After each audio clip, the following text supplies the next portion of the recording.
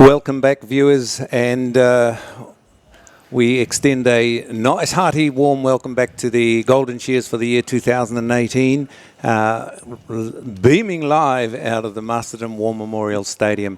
We're getting underway very shortly with a very prestigious event, and it's called the PGG Wrightsons.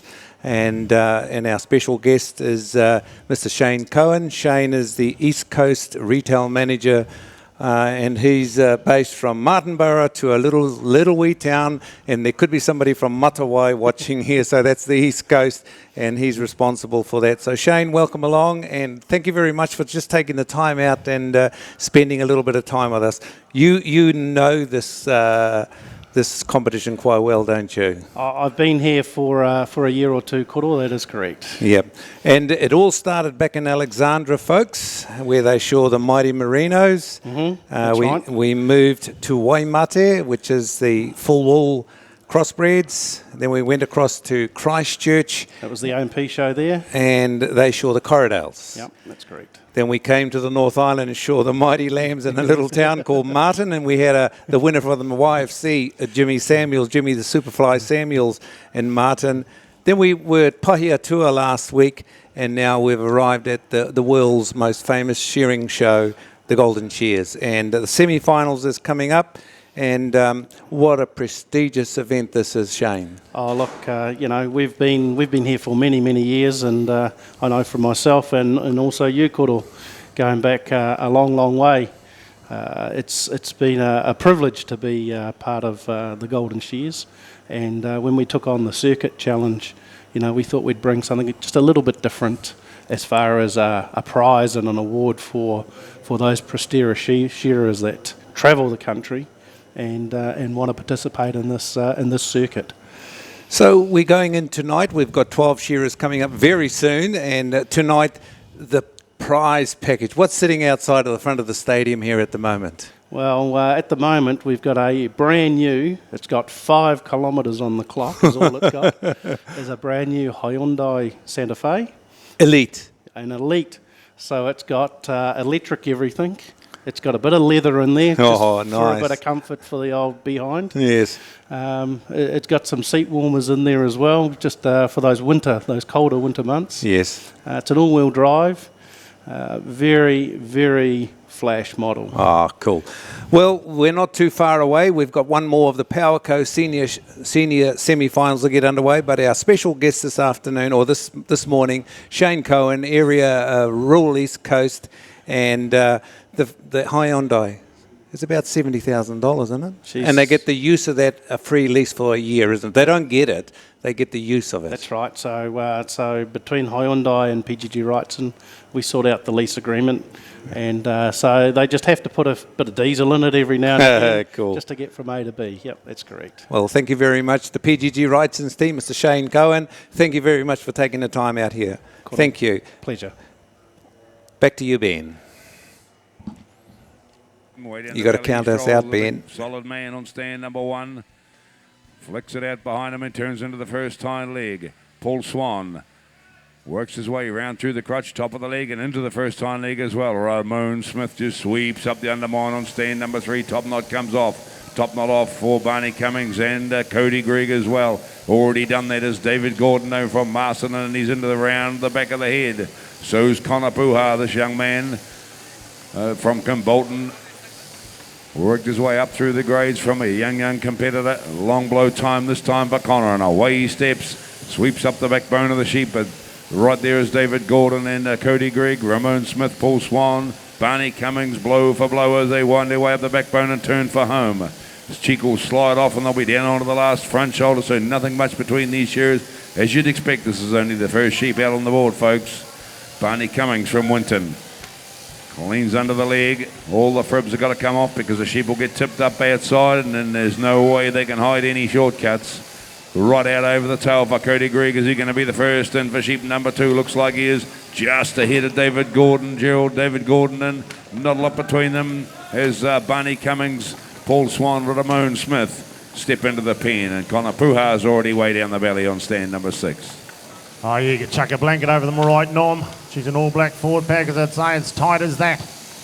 I was interested, it's Ramon Smith he got rid of that one really quickly, and he was doing a lot of what we call half combing, which, you know, you make sure it's really, really clean, but he was still getting them, keeping up with them. So down towards the fertiliser works he goes now, still doing the same thing right here, 3 big shots or 2.5 up the back, but round towards the long blow. Cody Gregg lies it down, says, right, I saw how that Maguire done it, well, this is how I'm going to do it. And he turns to the last side with one long blow short. He's got a lot of work to do, folks. Look how far back he's having to go. He's got a lot of wool there, the old trick with the old shearing the sheep. You've got a small first half, you've got a big last. You watch him work here on the last side. He's left the door a wee bit of ajar for these other boys to wind him in. Out to the toenails he goes. There's a wee race on down on the bottom stands. Who's on the second? Paul Swan wants to join in, but he got rid of it. He said, don't worry about me, commentator. I've been round the block a couple of times. And he just improvised and said, this is how it happens here. It just didn't want to sit, so he shot and turned to the last side and then made it work from that moment. Down the first hind leg he goes now. David Gordon on his tail. Connor Puha on his tail. Big shot, and Connor Puha's got a little beauty down on the hidden stand. To the fertiliser works. 1, look at that. 2 huge big sweeping blows up the back for Connor.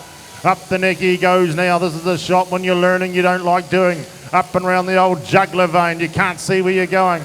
But when you're at this level, you could probably do it blindfolded. Up and around the back of the ears goes Connor. Spins it round. The audience starting to get involved now. They know there's a fair bit at stake. He hits the long blow. 2 little short ones. Throw the leg over. Locks it up. But Cody Gregg at this stage, last shoulder time. Is it just natural? Or does he leave a big last side? That might be just his pattern that works for him.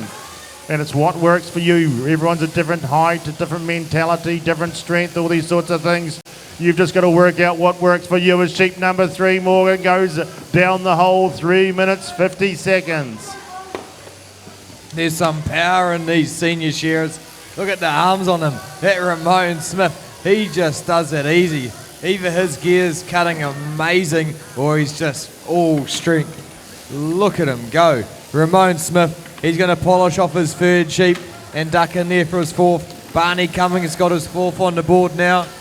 Belly comes off for David Gordon on stand number 5. Into the undermine he goes. Part-time builder.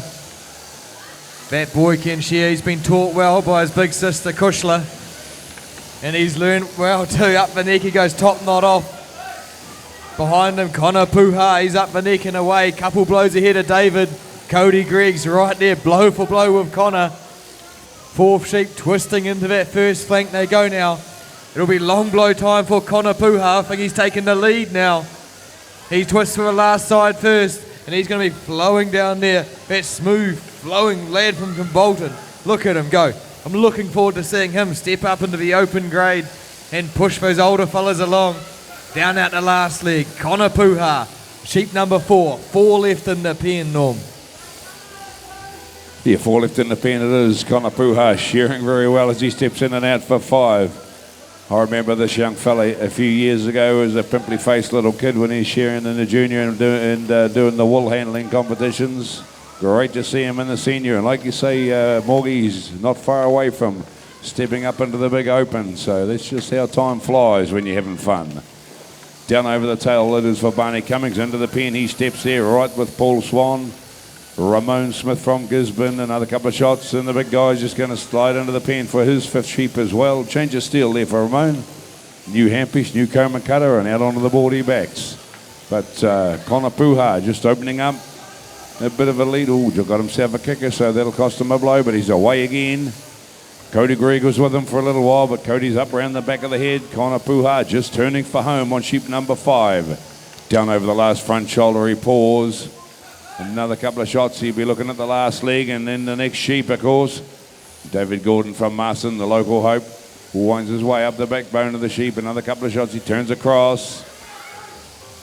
And up into the base of the ear, and for home is David Gordon. Down the, what they call the money side. Cody Gregg's right there as well, but David Gordon just starting to get into him as Connor Puha backs out onto the board with sheep number 6. Cody Gregg finishing touches to 5. And in and out of the pen he goes for his 6th sheep. Where's the rest of the field? Barney Cummings, Paul Swan, blow for blow still. They're having their own ding-dong battle up here on 1 and 2. Down into the last leg they sweep. Ramon Smith cleans off round over the front shoulder, under the leg, and away down he'll come.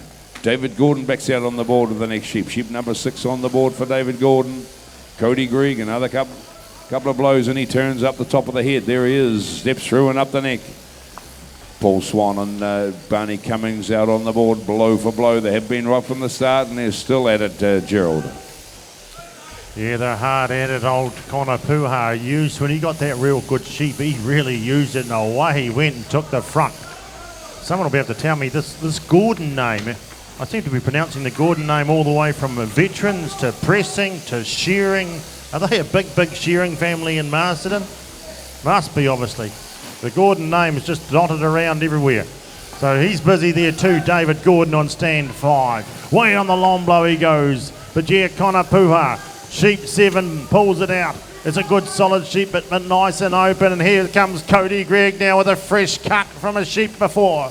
Pulls it out, lies it down, says, sit there, baby, just want your feathers.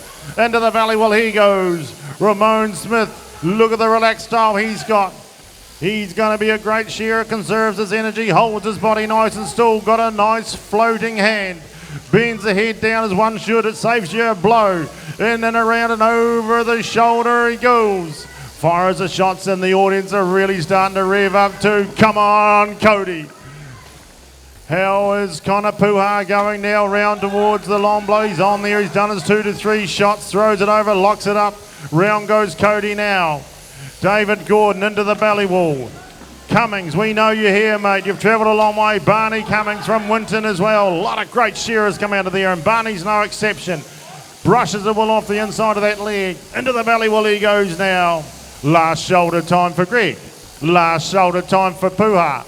It's a battle, a ding-dong battle as Norm calls it out to the toenails. They go. There's nothing in it. A final within a final. There we go. Well, it's not a final, it's a semi-final, but they're having a wee go.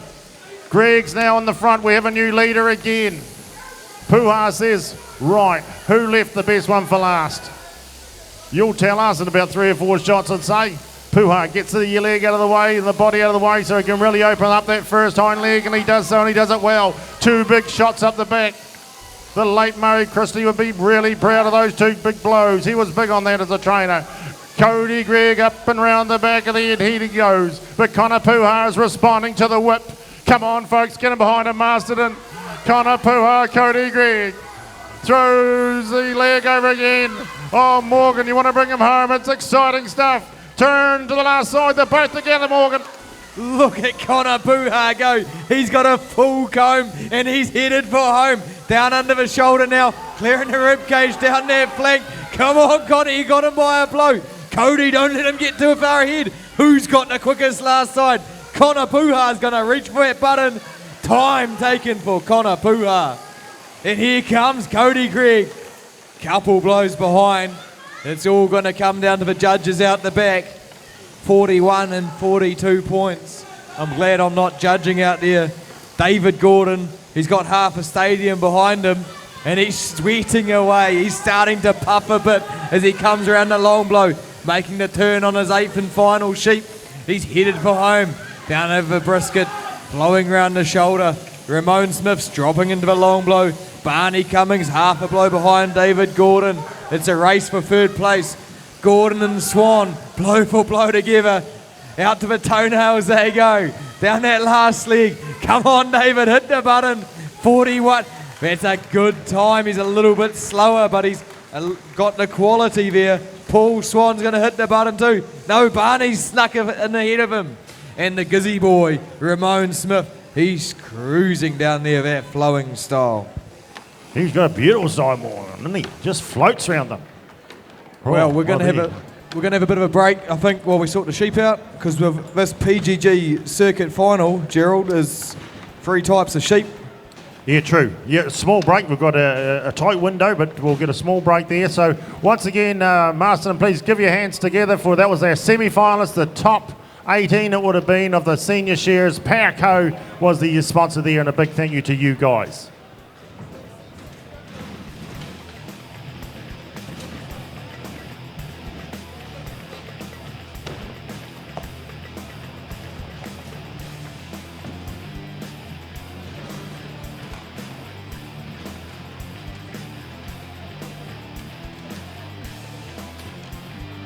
So me and Gerald are just discussing how to get into this PGG circuit final, the national circuit.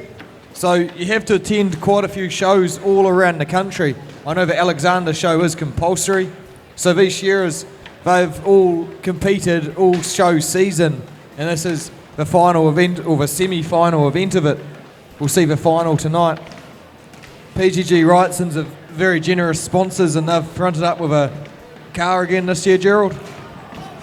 Well, yeah, the free lease of a car.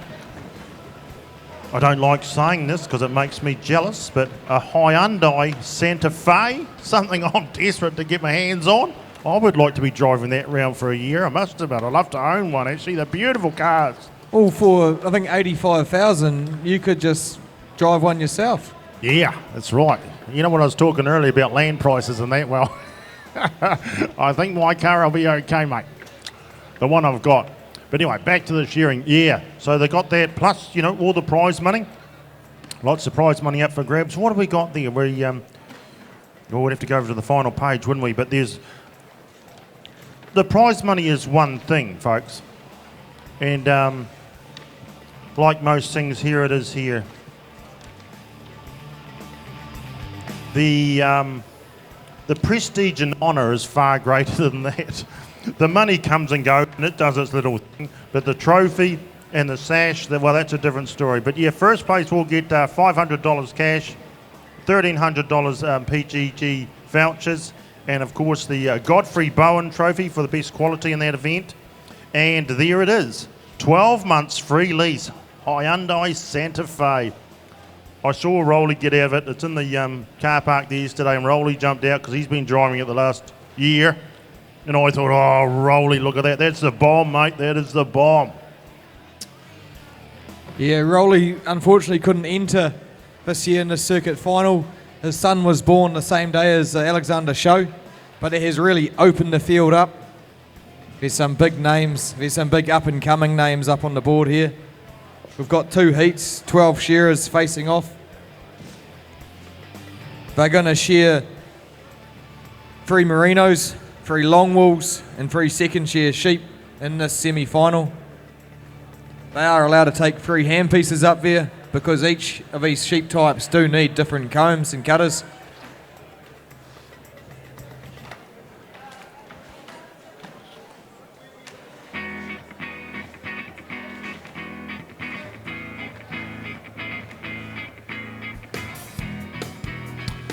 Yeah, this is a real test, isn't it? This is the on the way to maybe being a master shearer, that ability to be able to shear all different breeds, you know. The master shearer, and some of these will be master shearers, of course. It's bigger than just shearing itself. To be a good shearer, you've got to be one of those ones that helps the young ones and contributes to society by helping out around the place and you know, maybe going to pet days and showing the school kids how to shear a sheep and all those sorts of things. So, but you've got to be a full-rounded shearer. There's a lot of setting up to this baby, isn't there, eh? But it's worth waiting for, folks, I can tell you that. These are very accomplished shearers, very skilled. They are the best. And you've got prime seats. You can sit down here. You'll be no further than 10 metres away from some of the best athletes in the world. So this merino wool we're going to see Sean, it's going to be worth upwards of $20 a kilo. So each fleece, they're clipping 4 to 5 kilos of sheep. It's close to $100 per sheep per fleece. It's very valuable wool. So we've got our expert local wool handlers here. They're going to sort that, and they're going to make sure that wool's not contaminated in any way with the coarser fibres. So the pressure's on for our girls here, and you might see a little bit of stress on their faces, Gerald. Yeah, true. There is that that other story behind all that, of course, the work that goes into the Golden Shears. We've talked about all the volunteers and bits and pieces, but the merinos supplied by Alan Patterson down at Ranfurly, who he goes and selects. He selects these sheep for the Golden Shears. He selects them, grows them out. They truck them from the middle of the South Island up here, acclimatise them for the last wee while, and they arrive here. In behind the scenes, folks, that's the sort of stuff that goes on to produce the Golden Shears. Can you imagine that, Morgan? Yeah. Middle of the South Island, hand-picking sheep for this event. A whole year's work's gone into growing these sheep, making sure the wool is perfectly presented and the competition is as fair as possible. Yeah, very true. And like Alan Patterson does a lot of judging and reffing and all sorts of things, but that's another area that he's done for, well, the family as a whole have done for numerous years, a large number of years, in this case for the Golden Shears. We'll just wait till we get the nod mainly from the wool handlers down here, and we'll get our first heat of two. 2 heats, isn't it?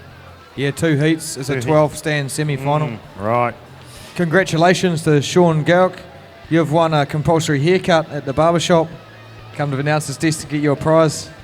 You have to redeem that before tonight, I've been told. I thought Sean was quite short around the sides already. Is that the top bit? Yeah, and the facial bit. Uh-huh. That's the look these days, though, isn't it?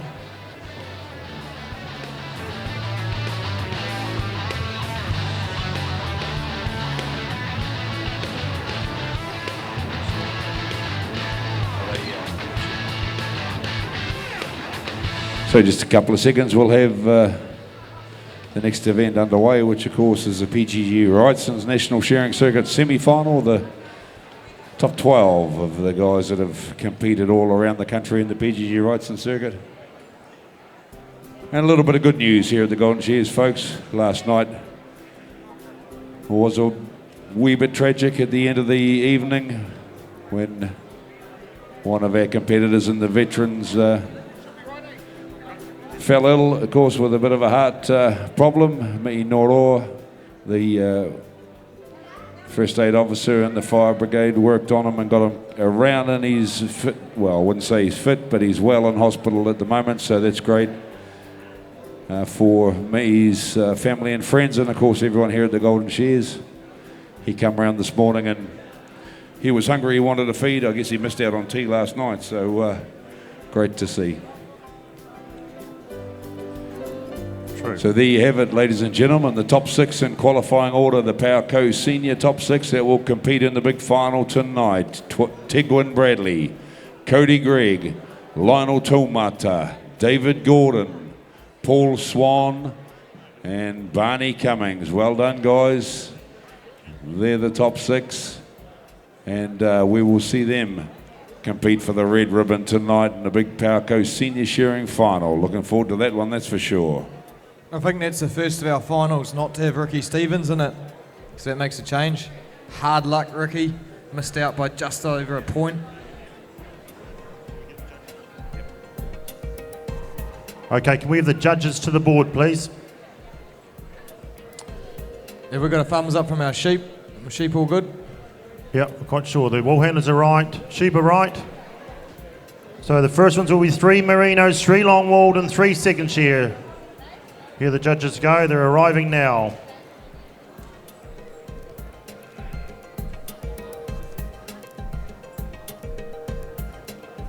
Another highly sought after ribbon, of course, is this one here. Righto. Multi-breeds. On stand number 6 from Masterton, Ethan Pankhurst.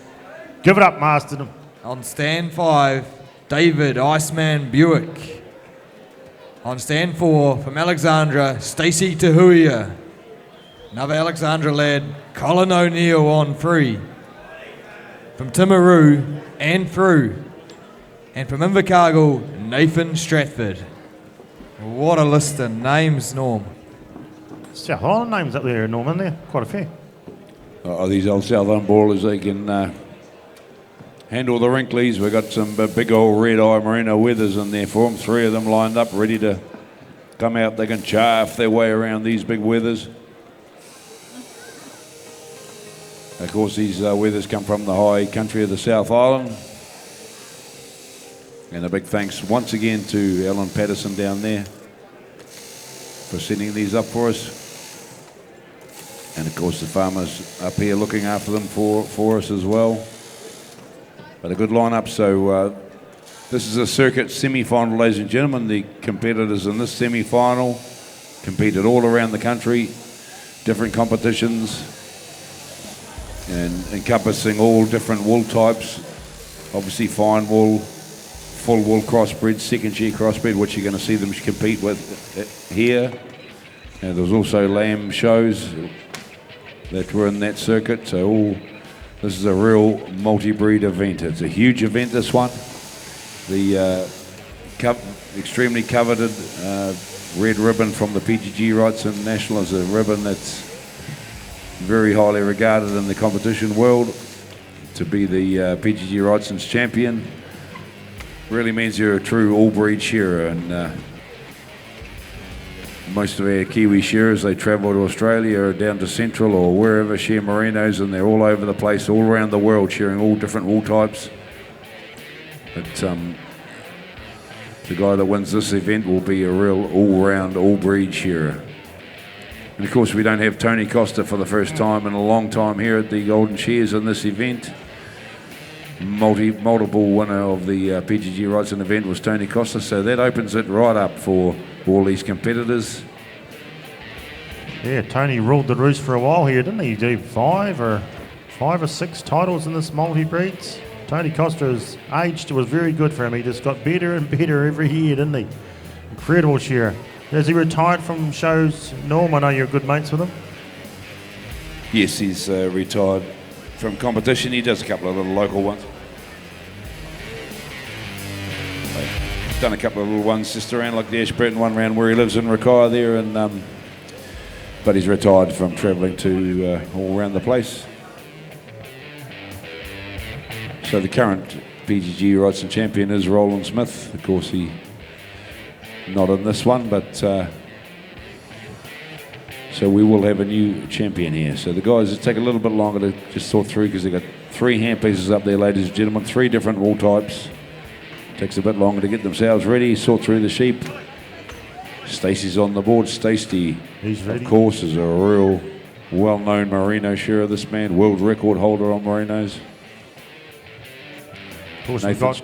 Sorry, no. Sorry, Jill. Yeah, Nathan Stratford, of course, past winner a couple of years ago. That's right. And we won the Alex down at Alexandra there, the fine wool, New Zealand fine wool champs as well. He's won that a couple of times. Of course, he jumped up in the final there with 5 Aussies, and Nathan, he was carrying New Zealand on his shoulders that time, wasn't he? He certainly was. In the merinos, and who won it? He won it that year, which is a huge feat. There were 5 Australians around you and a big New Zealand fine wool champs in Alexandria, and he pulled it off. But he's pulled it off here in the multi-breeds too, and he's on song because he's just come off a big win, the South Island Shearer of the Year down in Gore a couple of weeks ago. So you're commentating, Norm, obviously he had a good run there. Oh, no doubt about it, yeah. First time he'd won the South Island Shearer of the Year, despite the fact that he's won most of the major open finals around the place, other than the Golden Shears, of course. And we have Colin O'Neill, Mouse O'Neill down there on stand number 3 from Alexandra. Very well-known fine wool shearer, very good quality shearer. So he's in with a good chance of getting in the top 6. So these are the top 12 folks looking for the top 6 for the final later on. David Buick from Pongaroa, very accomplished shearer. Maybe not as experienced as some of the others on these merinos, but he can really get around them. And Ethan's out on the board. Let's get these guys on the board. Our referee.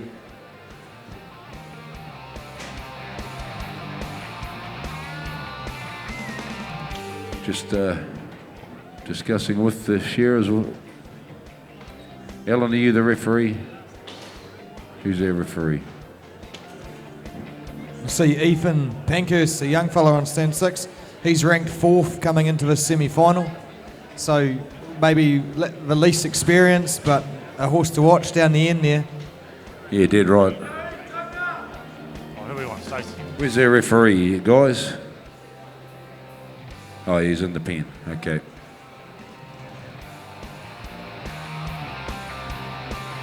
Look! Just admire Ethan on that big screen. He's prepped and ready to go.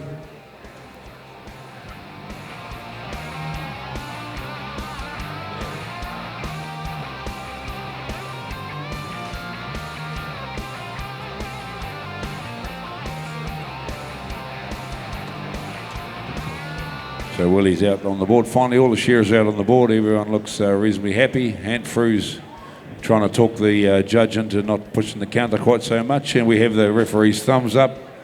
and the green light from upstairs in the time points team. Heat number 1 it is of the PGG Wrightson All National Shearing Circuit semi-final. Timekeepers ready. Competitors set, go. Off we go. This is a big event, this one, ladies and gentlemen. The top 12 in the National Circuit final, proudly sponsored once again by PGG Wrightson's Wool. Huge thanks to PGG Wrightson's Wool for their support of the National Circuit Shearing event. A few years now they've been involved with that. It's great to see them back again. Of course, they throw a lot at it. The winner, of course, gets the lease of the free lease of the Hyundai car as well. So just a good incentive for them. And Nathan Stratford just slides down the first hind leg. He's a very, very good quality shearer, this young man. Knows his way around these big red eyes. So they've got a lot of extra work to do. So there's the horn on top of the head that Nathan's working around, and the ear and the eye. And of course, it's all got everything else on its face that the sheep's got. And up the neck he goes. So they've got some extra bits and pieces up the neck, these old wrinklies. A big dewlap, a big hunk of skin just hanging, waving in the breeze. And they've got to work their way around that. Takes a long time to get around, so you'll see them. They're not shearing them the same speed as I'll shear these beautiful North Island second shear ewes, that's for sure. Round into the base of the ear for Nathan Stratford, up into the front shoulder and through, chasing hard. Colin O'Neill now, Mouse O'Neill down there on stand 3. Vastly experienced on these merinos. Slides down into the first front leg. Just about lost that sheep, but he's got it sorted. Long blow time for Stacey DeHuya. There's a man to watch on the wrinklies. David Buick right there as well. Ethan Pankhurst round into the long blow. Who's going to turn for home first? Nothing in it really. Could be David Buick or Stacey DeHuya, but Nathan Stratford's there as well. David Buick, Nathan Stratford. There's Stacey DeHuya. Round, of course, they got the second horn to work their way around, and the ear. They got all the bits and pieces of these ones, Gerald, as Nathan drops down over the last front shoulder. Yeah, they have that big wrinkle up, and you and Morgan, of course, know a lot more about it than me. I was more of just a crossbred shearer, but it's a real art, obviously, of having to. It's not so much a power game here when you're shearing these merinos. It's the art of making sure the skin's nice and tight, and it's out of the way that you don't cut it. And I know the skin is very, very soft, so there's a lot of mind work goes on of making sure that you're thinking ahead of where you're putting the handpiece in your left hand and trying to keep that nice and firm. But Stratty says, see you later. Stacey Huia, there is nothing in it. Chuck a blanket over them. You'd need a big blanket to cover that, Stacey. He's got a few muscles on him, that boy. You don't want to go falling out with him, I wouldn't say. He's tough physically, but mentally as well, isn't he? He starts doing those world records and that. He's got some physique, all right. He's a bit of a sunny bull, really, isn't he? Anyway, back to the shearing. Colin O'Neill into the belly while he dives. Now, I know, Morgan, you've shorn a few of these in your day, and you can talk us through like the strategy with the neck. You can go up one side or the other, you were telling me one other day, can't you? Yeah, so each of these merino weavers, their skin wrinkles are rather like fingerprints. They're all different. It's got its own individual pattern. And you'll see the shearers, they attack them differently. Some of them go top side, and they'll go on the shearer's side of a neck to get on top of that wrinkle, because generally there's a major wrinkle running up the middle of a neck, as Nathan Stratford's done here. If they're really wrinkly, you'll see Ethan Pankhurst, he goes across the wrinkle down on stand number 6. And very differing styles, because they have to, it's a real jigsaw puzzle, as Gerald was saying before. Each sheep is different. There's so many wrinkles in amongst the wool, you've got to feel your way up there. And it's very hard to present an even line of merinos because of individuality, but this line is beautifully presented, and it's a very even field. No one seems unfairly advantaged here. There's a bit of horn on a few of the sheep, but the ones without the horn seem to have more wrinkle, or they might be a little bit tighter wool. A very even field here. Nathan Stratford's battling to get a lot of lead. Colin O'Neill, he was expecting to do quite well here and get a bit of a head start on the speedsters down the end, those North Islanders. The South Island boys, normally we see them on the merinos, get a fair way ahead. But David Buick, the Iceman, he's done very well to keep up with him, and he's still got the quality too. Coming up into a long blow now, he's got that sheep folded down. It's a very differing pattern to the crossbred pattern. The sheep are folded up and stretched out too. you notice on the long blow, most of the heads are quite flat on the floor. Ethan Pankhurst coming down the last side now. He's going to pick up that leg so he can get right in underneath it and clean that wrinkle. But Nathan Stratford, been there, done that. He's got his third and final merino on the board. Now, there's just 3 full wool crossbreds left in the pen, and then 3 second shear crossbreds, Norm. Yeah, that's right. Nathan Stratford, stand number 1. We're looking at from Invercargill, this wee man. Like I said earlier, he's won Alex before, so and he's shorn around Alex for Peter Lyon for many years. Very, very experienced on these wrinklies. Turns into the first hind leg. See the way he works the wool with his left hand. The left hand on merinos does so much work, just lifting, dropping, pulling, stretching, getting everything prepared before the handpiece goes in into the wool, just making sure the skin's tight and the wrinkles are pulled out of the skin. So he works his way up around the horn into the cheek on the first cheek and around behind the ear and up the neck he comes. So a couple of different ways they get up the neck, either the top side of the wrinkle or the bottom side of the wrinkle. And Nathan's the top side man, obviously, so he does all the work getting up both sides of the wrinkle now. The top side, the bottom side rather, was sort of possibly a little old school maybe. When we teach on merinos, you can teach either way, whatever the shearer prefers. But a lot of them seem to come on the top side nowadays. Up comes and through, working up the neck, breaking the neck wall open. Stand number 2, he's working his way into the ear, but way through the long blow for Nathan Stratford, so he's going to hit the crossbreds with quite an advantage on the rest of the guys. This is the last merino on the board, a good shearing merino too it is, making a beautiful job.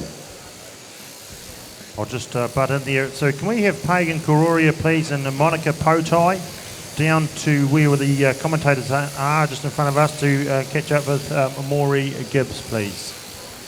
That's Pagan and Monica. Okay, where are we up to there, Norm? They're just at their work, aren't they, really? This will be the last and final wrinkly young Stratty down here.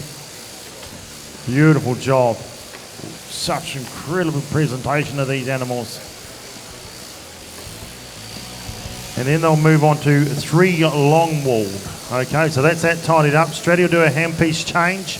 Okay, the science in behind that for you folk out there is you need a totally different comb. There's 13 teeth on that comb. And when it comes to shearing one breed with a very soft skin, which is a merinos, to now a crossbreed, totally different. Totally different mindset, gear, everything. The speed your hand travel, it's all those sorts of things. As Stratty's on fire here all the way from Invercargill, from the deep south. Top knot's off, he's going to make use of this little lead he's got on the merinos, and they can really hoe it in or wind others in like a mouse. The chances are young Stratty here could end up finishing the same time as Mouse finishes the merinos, because there's such a lot more work to do on them, and you've got to take your time. And that's Colin O'Neill. Mouse is his nickname as I know him. Right, he lifts the leg up, Colin O'Neill, and on the journey home he goes. Stacey Tahuya, he's on the long blow of the first long wool. Is there any people in here from Masterton? Because your man down the bottom, Ethan Pankhurst, is on the long wool too.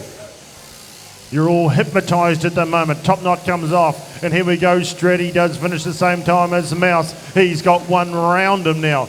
But Mouse says, okay, right, I'm on the long wool too now. So's Ant Frew.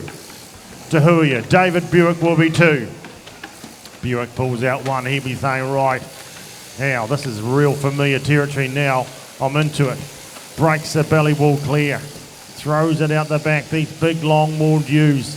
Of course, Southlanders are well known for being very good on long wool due to the fact that that's what we shear a lot of down there. We can get away with it due to our cooler climate where we don't get fly strike and the likes, and we'll do 12 months growth. And yeah, it's a bit of a different style to shear too, because the wool will actually come to you, which sounds a wee bit funny, but it's called combing, where it will actually come to you if you position it correctly. So David Buick, he's not a Southlander, he's from Pongaroa, of course. I just threw the 2 in together. But some of the great full-wool shearers from down our way. Stephen Dodds was one. He's a great full-wool shearer. But here we are. That's yesteryear. This is today. We're up here right now. And over the shoulder goes Stratty Morgan. And on his journey home once again, sheep 5. He's got 1 full-wool left in the pen. The next closest man to him will be Stacey Tahuya, and I don't know if the crowd know, but Ethan Pankhurst is going really well down the bottom stand. Yeah, he's a hard man to miss once he catches your eye. Ethan Pankhurst is halfway through sheep number 5. He's got one more full wool, and then he's going to be onto his 3-second shear, and that's where the young fella, he's going to blast at them. David Buick, he's catching up too. Stacey Tahuya taking the belly off on sheep number 6. Nathan Stratford undermined time on sheep number 6. And Prue's coming down the last side on his 5th sheep. Oh, Colin O'Neill, he's up the neck and away round behind the head. Sheep number 5, well underway now. Stacey Tahuya, top knot comes off, up the neck he goes. Ethan Pankhurst, he's got sheep number 6 on the board now. A young fella, a Masterton young fella. He's been shearing all morning in the Young Farmers events and warming up for this.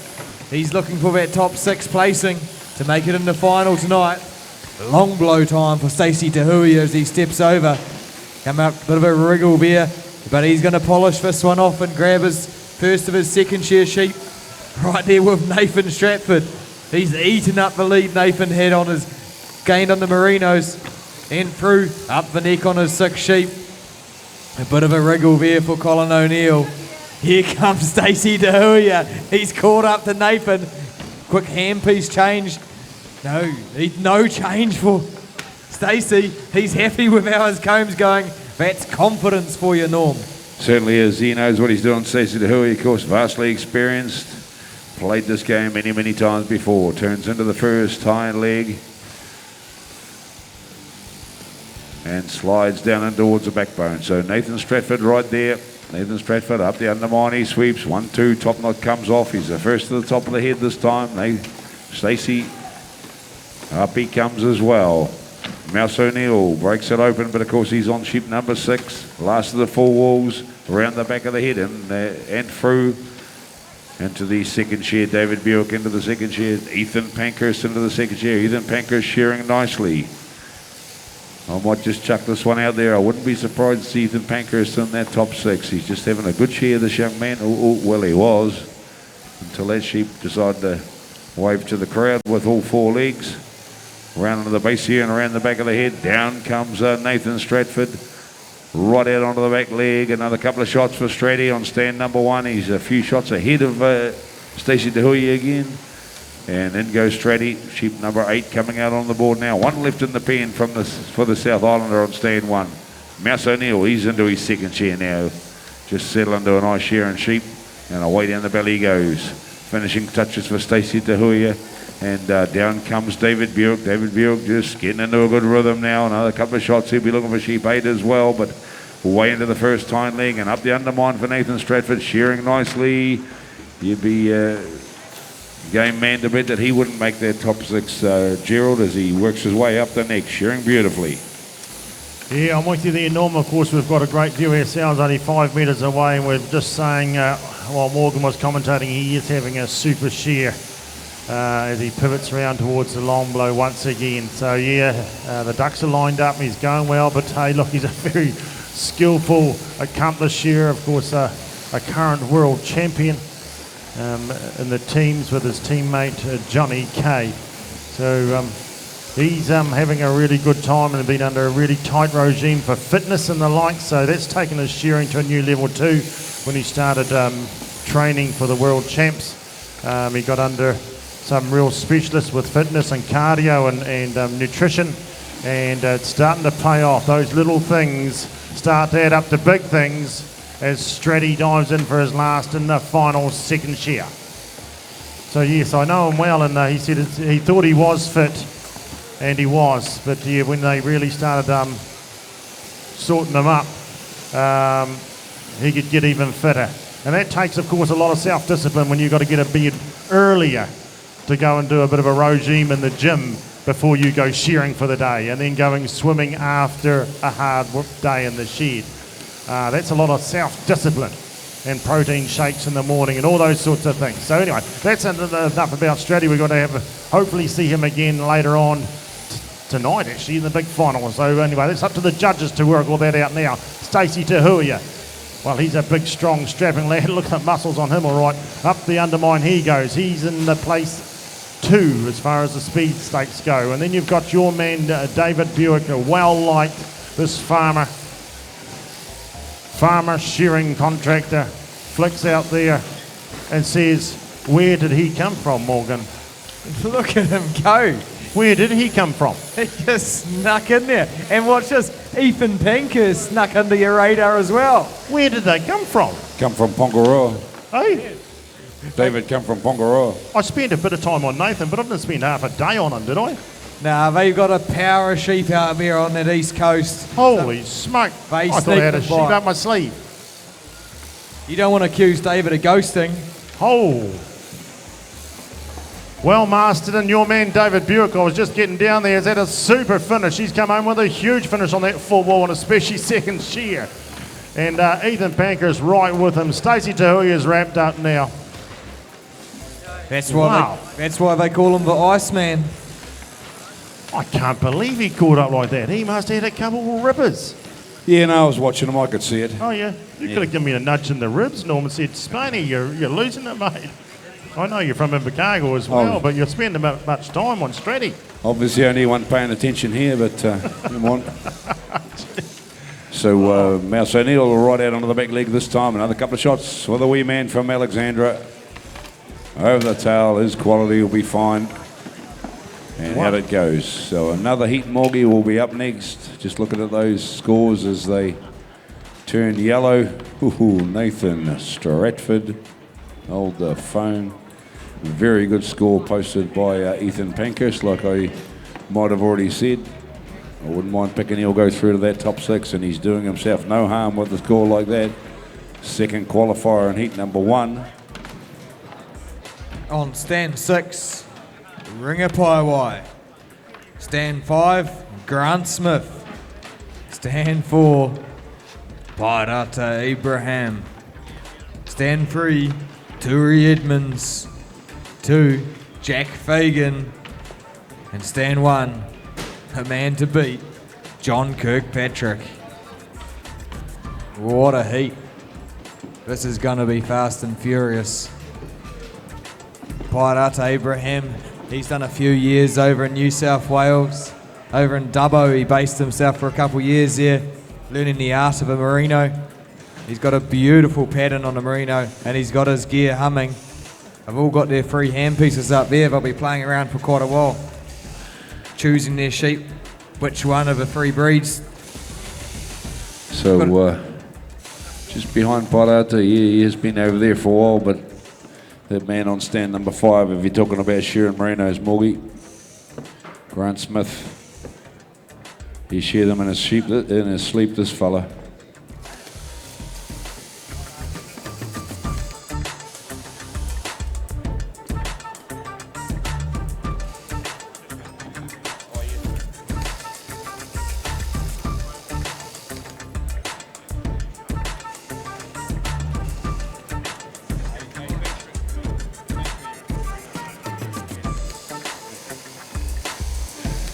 Before I was rudely interrupted by Brendan Potai, I was saying Grant Smith, he could share these things in his sleep. Morgie, current world merino shearing record holder, 9-hour record holder, 418 of these big old red eyes in a 9-hour day. And it was done about 90 something, late 90s, and never been beaten since, but only because no one's tried. I mean, who would want to do that? Yeah, who would want to do that? You'd have to have rocks in your head. I think the heat must have driven him batty, eh? Yeah, no, I don't know. He was batty anyway, I think, that Grant Smith.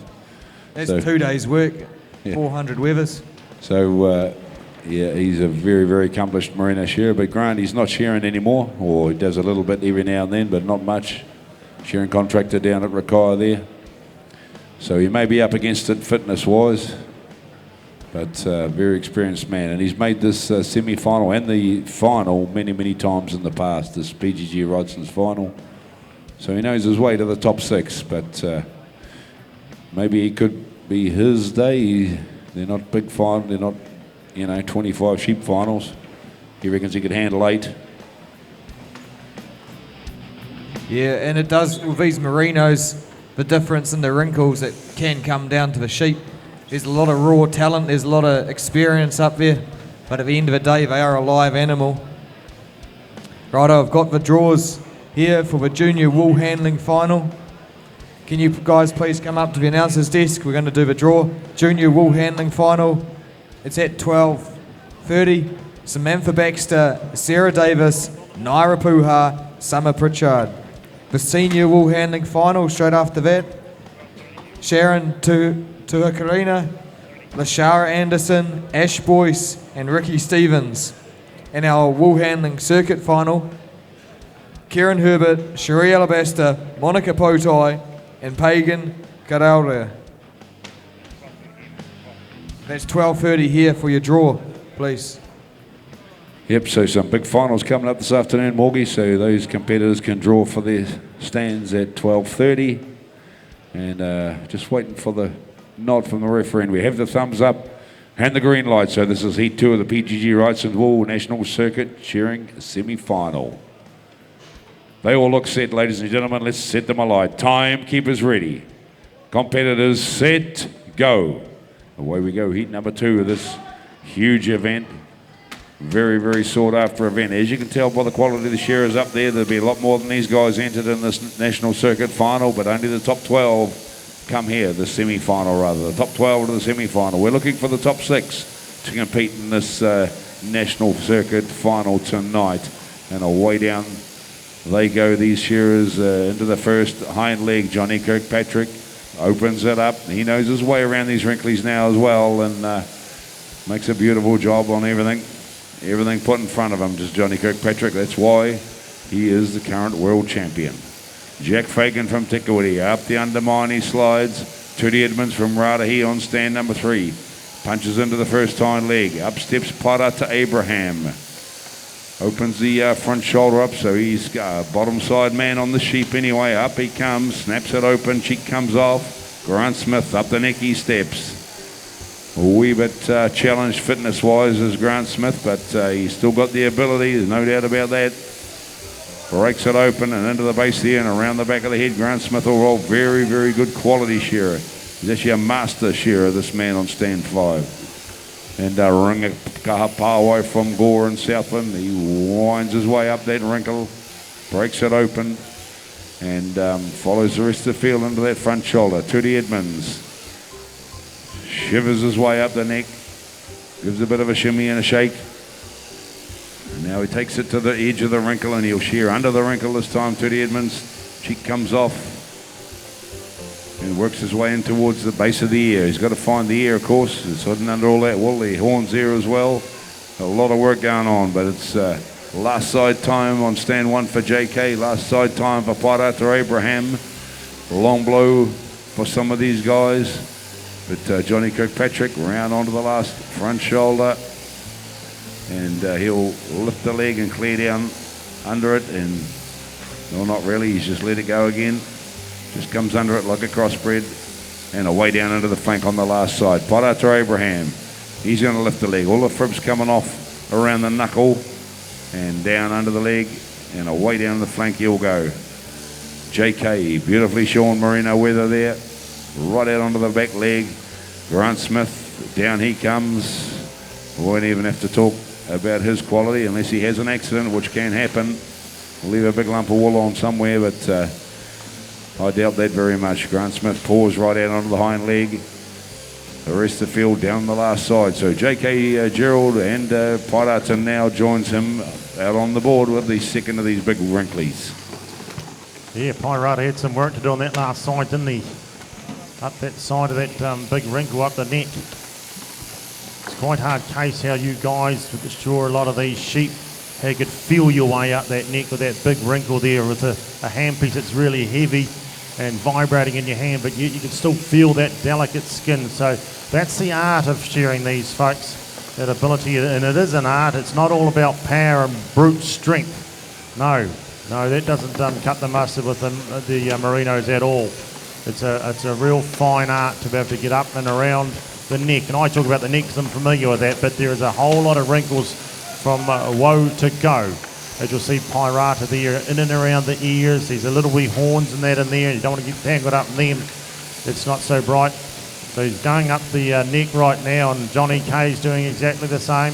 Jack Fagan on stand 2, down that first hind leg and down to the fertiliser works. Do you want to add something in there, Morgan? Yeah, it's very interesting there. Johnny K, he went top side and Pirata went bottom side there. It's quite a differing style. So Pirata's dropping into that first shoulder quite a bit ahead of Johnny, but he went the bottom side of a wrinkle. So you watch him as he comes around the last side, that neck's only half clear. Two very differing patterns, and we'll watch it. It looks like Pi's quite a bit ahead now, but he's still got a lot of work left to do on that neck, Gerald. Yeah, I see. Yeah. Well, you can do that on crossbreeds too, but you do it just taking shortcuts. But in this case, it's just a totally different pattern and different style. It's not a shortcut. He's just got a lot of work to do. So Pi goes to work on it there. Turai. He's up the undermine. We'll just follow that through. So he's just firing those little shots in. Pi flicks the leg out of the way. Now onto the last shoulder and he's away. Grant Smith, the Master Blaster. Round he goes. And he can. He's just showing all these breeds and just so good at them. In and around, under the jaw. Tidies all that up. Who's on the bottom stand? Oh, well, the bottom stand, it's Ringa Kaha Pawai, all the way from Goa. So Ringa's given it a good run here. He's been he follows a lot of shearing shows. He's a really good open shearer and helps out a lot around the shows, the day-to-day running of a show as well as competing himself. So he's a good man that way. So Parata made use of that wrinkly, even going up that side of the neck. It's still panned out for him. So Johnny K on the front stand here, twisting and bending that leg as they do to make sure the skin's nice and tight. Working that left hand, you see him, you'll watch him down here in the front stand. He'll grab a whole hunk of skin and roll. There he is. He's starting to use the fingers now. See him, and he's rolling it over, bringing that leg towards him without walking backwards. But it is a very delicate area to try to get the sheep to sit on this last side. And you're better to roll it in with your own fist by grabbing the skin than actually walking back. So, of course, I'm not telling Johnny that because he knows that. But just a little bit of trivial information. So Jack Fagan, he's on the last shoulder too here. One left standing in the pen. He also lifts the leg. On the inside, on the outside. See that? Just flicking a few blows in here and there. Now he's away. All those little wee shots you've got to put in. You can see the change in mindset they've got to have from these here to like the full wall or the second shear. And we saw that plain as day. Some people have a preference, and obviously David Buick has a preference for second shear because he does a heap of them. Okay, a lot of North Islanders are exceptional at shearing lambs because they shear a lot of lambs. And you just get good at them. And of course, the full wall down the south, they get very good at that as well. So Morgan, we've got Pies heading around towards the long blow on number 3 it is. They've all got their last one on the board. And just, working steady. So they're ready to get the power game going soon on the full wall. Yeah, because it's not power in these merinos. This is beautiful, fine wool. This is going to be your nice scarves and your beautiful gloves. Merino, it's definitely under 20. I don't know how fine this merino, these weathers are. Around that 13, 14 micron wool. Your fingerprints will grow back after a month shearing these. There's a lot of work in shearing them, but there's a lot of value for the farmer. These fleeces are worth over $100 each. So you see our wool handlers are very carefully placing it in because they'll get thrown on a table and skirted later. Grant Smith coming down the last side. He's caught up to Pirata. He's got a good merino pattern. Under the leg he goes. Lifting the leg now. And he'll come down that brisket. Pirata clearing that neck. Coming over the brisket too. But Pirata's within striking distance. John Kirkpatrick down the last neck he comes. Jack Fagan dropping into the first shoulder of his third and final merino. He's learnt well on these merinos, Jack, but he's been showing up. John Kirkpatrick, the master class is here on stand number 1. Under the leg he goes. Oh, Grant Smith's got his first crossy on the board. Change of steel, and he's into it. He needs to maintain that lead. He needs that belly off quick, because here comes Pairata Abraham. Ooh, come on, Pai. All eyes on stand number 4 as Pairata strides in the pen. His first full wool crossbred on the board. And here we go, watch those shears fly. John Kirkpatrick, change of steel, and he'll have his long wool on the board. Norm. So the first long wooler right out for JK, but Grant Smith, just like I said, vastly experienced on these merino weathers, no problem to him at all. And now he's into the crossbreds, and actually these are no problem to him either.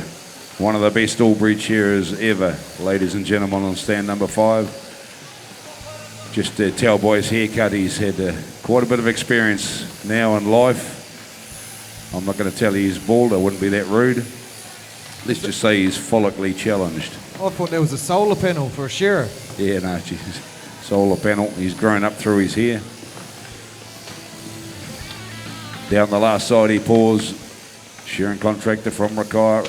Right out onto the hind leg. Set something in front of this man and he'll just knock the wool off it. He makes an absolutely beautiful job all the time. One of the cleanest shearers I've ever met on any breed, any time of the day. Out on the board he comes. Pairata Abraham there as well. Out on the board he comes, so Pairata might have a bit more gas than Grant on these crossbreds, but Grant won't be far away come the end of the day. He can fair smack them out. He's shorn over 700 crossbreds in a 9-hour day himself. Works his way down to the first hind leg, does Grant Smith, opens it up. They call him and Tony Costa the Rakaya Flyers. Of course, Tony's not here this year, which, like I said earlier, opens it up for some of these other competitors.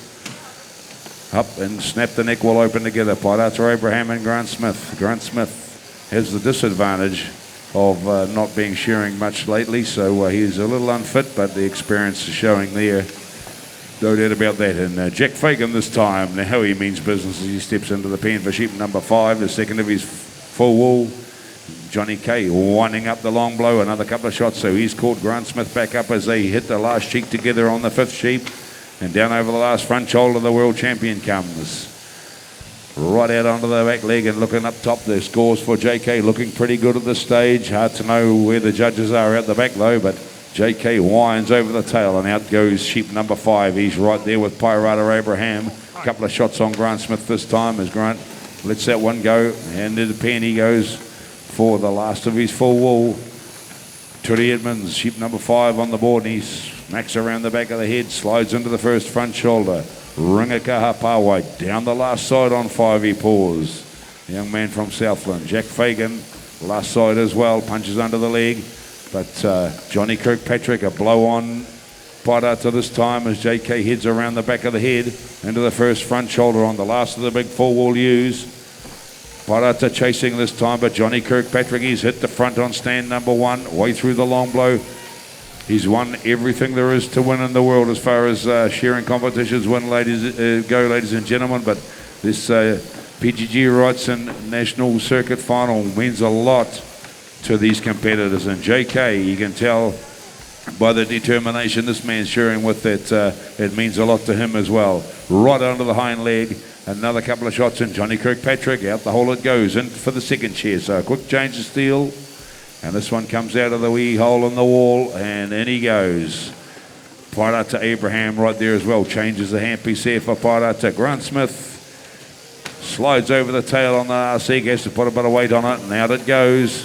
He'll change the handpiece as well, and he'll be into the first of his second chair. So Johnny Kirkpatrick, now he's swinging into it, right up down the mine. This time 2 big sweeping blows. He goes for the top of the head, and then he chucks a big uppercut under the chin, into the cheek and around the back of the head. Sheep's giving a bit of a wriggle and a shake, but it's not worrying him. He's just keeping that hand moving forward. Up comes Pairata Abraham. Now they're starting to get amongst it, folks. Sheep number 7 on the board. Pairata around the back of the head, but JK all the way through the long blow. He steps over, another shot up the backbone, and he's turning for home on sheep number 7, Gerald. Commanding lead at the stage. Is he going to stretch it even further over the next 2 sheep? He's going a bit of stagger right. He's got those merinos out of the way and he's underway. Look at that, just 2 left standing in the pen. Once again, that incredible pattern of Johnny Kay. Look at that. Every sheep exactly the same as the other.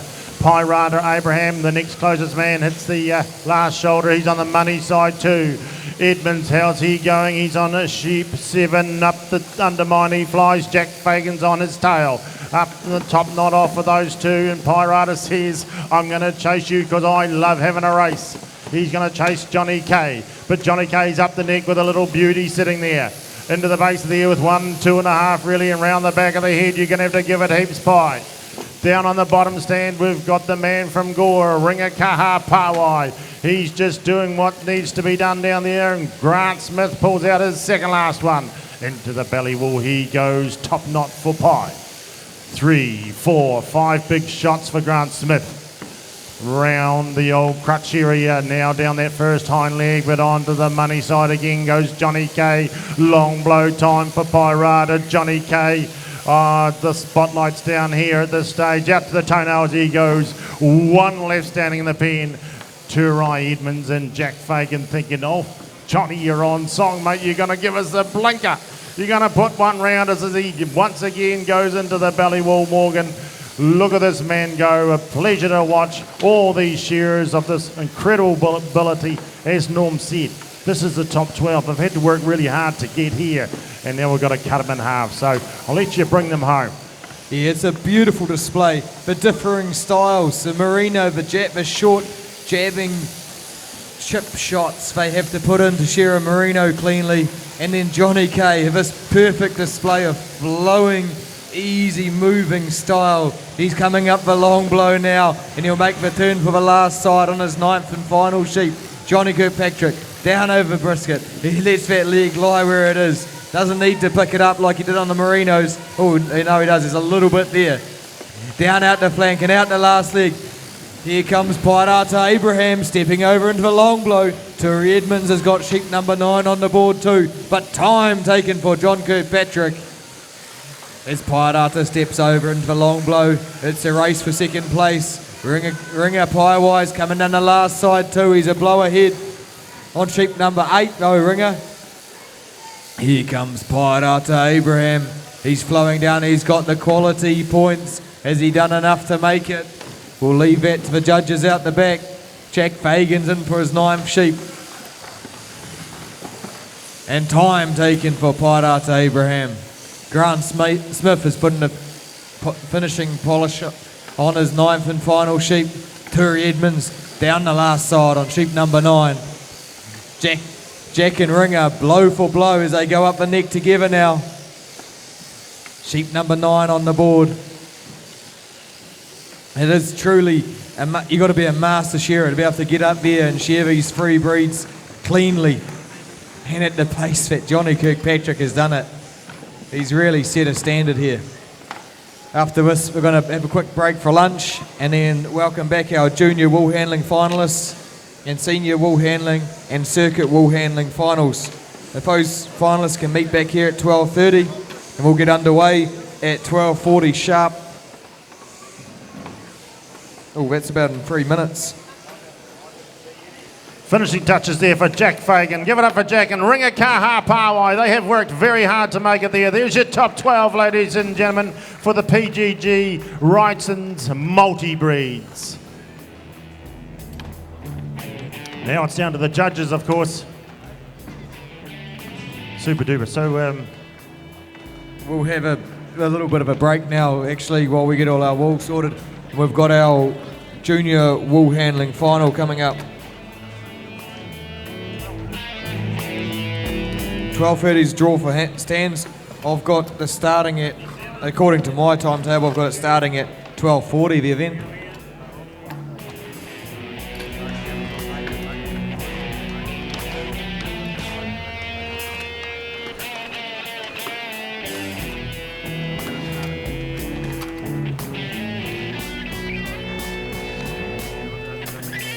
So we've got a 3-minute lunch for Ricky Stevens. Then we've got our junior wool handling, our senior wool handling, our North Island wool handling champion circuit. After that, we've got our Maori Pākehā team shearing, our junior shearing final, and our intermediate shearing final.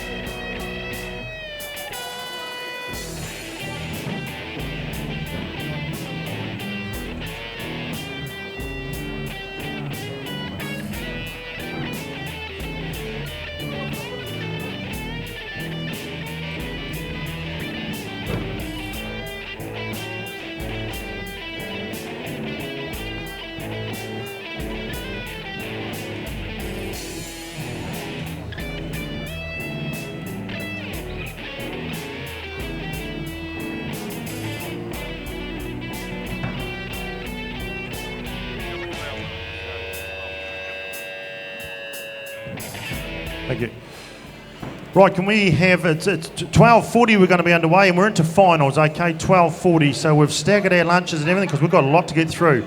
So as far as the audience needs to know, if you want to phone a friend, 12:40, a junior wool handling final, then a senior wool handling final, then a circuit final.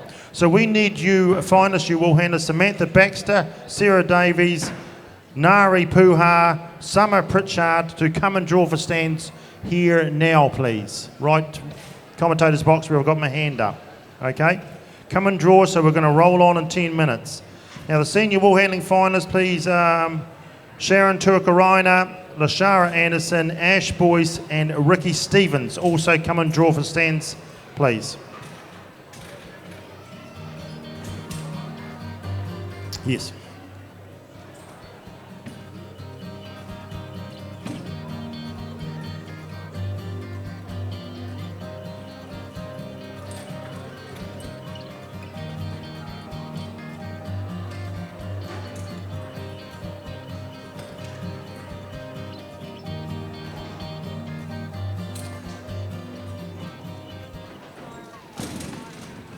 Nara Puha,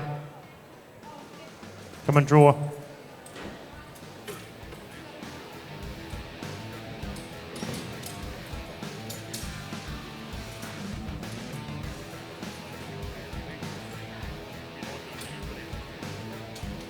So, ladies and gentlemen, if you just cast your eyes up onto the big screens above the stage, the top 6 you'll see there in the PGG Wrightson's Wool semi-final, the top 6 that will compete in that circuit final tonight. Nathan Stratford, top qualifier. Your local man, very close second, Ethan Pankhurst. Johnny Kirkpatrick, Colin O'Neill, Stacey Tahuya, and Grant Smith. The 6 that will compete in that big final tonight. Congratulations to them. Commiserations to the other guys, because we know they did a lot of work around the country in the circuit to get to this stage. So sad to say goodbye to those guys, but looking forward to that big final. It's going to be a good one.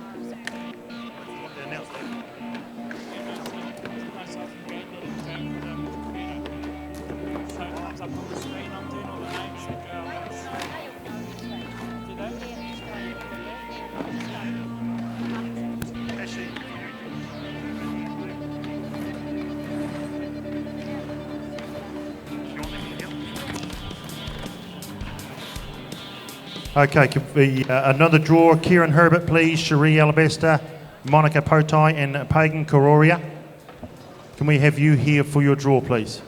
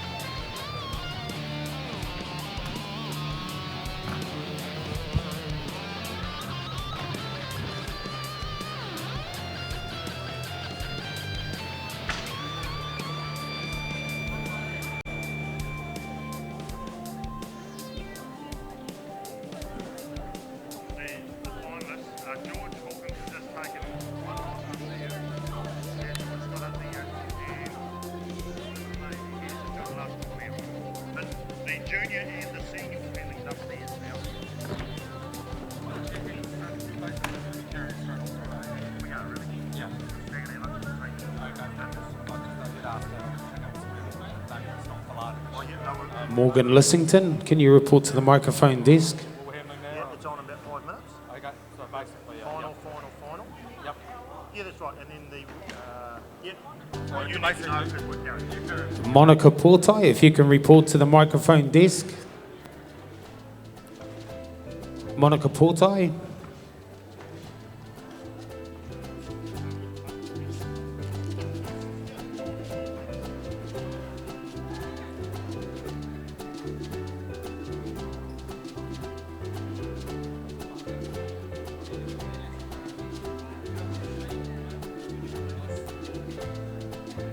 Junior wool handling finalists, can you come over and grab your singlets or your t-shirts? Junior wool handling finalists.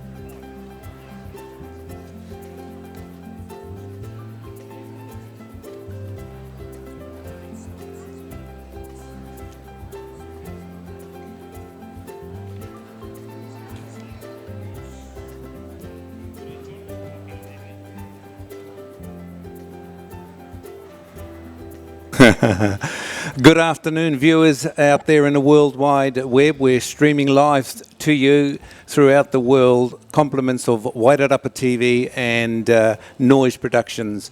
Here in the studio this afternoon, we're coming up to the first of the finals. We're going to get underway with the Rural Women's New Zealand's Junior Wool Handling Championship Final, and we're down to the top 4. And it's our pleasure to welcome Penny Mudford into the studio this afternoon. Penny, thank you very much for being part of the Golden Shears women, and 95% of the wool handlers in the industry are women, so it's a good fit for you guys. So thank you very much. Absolutely. And how are you feeling at this time? Oh, great. We've had a great time being here at the Golden Shears. So it's our first year as Rural Women New Zealand being sponsors. And we're delighted to be here. So there's a couple of awards that we've sponsored. And of course the wool handling coming up is one of the junior wool handling is one of them. Okay, so rural woman, you've got lots of women's shearing sheep now, wool handling, and it's an industry that was really reserved for women, the shearing side of things. But we've got, I mean, for men, but we've got a lot of women doing that job now. Yes, and you know, there's something special about women in the shearing industry, that women actually compete right beside men. They're not segregated, and they're integral to the whole industry, and that's great. So I reckon that this sector's got it right from the beginning. It's tough. Right. It's tough. It's tough for women, and in fact, I don't know if you're aware that even I did a year in the sheds. No, I wouldn't be surprised at all. A long time ago in the days, that's how I earned my money to do my OE when I was much younger than I am now. So I appreciate how hard it is to work in the sheds. Okay, well, just a breakdown on rural women. What's its kaupapa? What's its structure? Well, Rural Women New Zealand established in 1925. So it was established by a group of very strong women leaders at the time, who recognised that women were working on farms, and you know, 90 odd years ago, women were still involved in breaking in farms, and they were very isolated. Never had the vote? Well, they had the vote by then, but they were working very hard on farms, and Right. what they didn't have was roads and networks, and they were isolated, having babies by themselves and not having support. So Rural Women, certainly in its forerunner, as it was called, worked to support women on farms to help them run the houses and have their babies, and we've continued, and we're still going strong.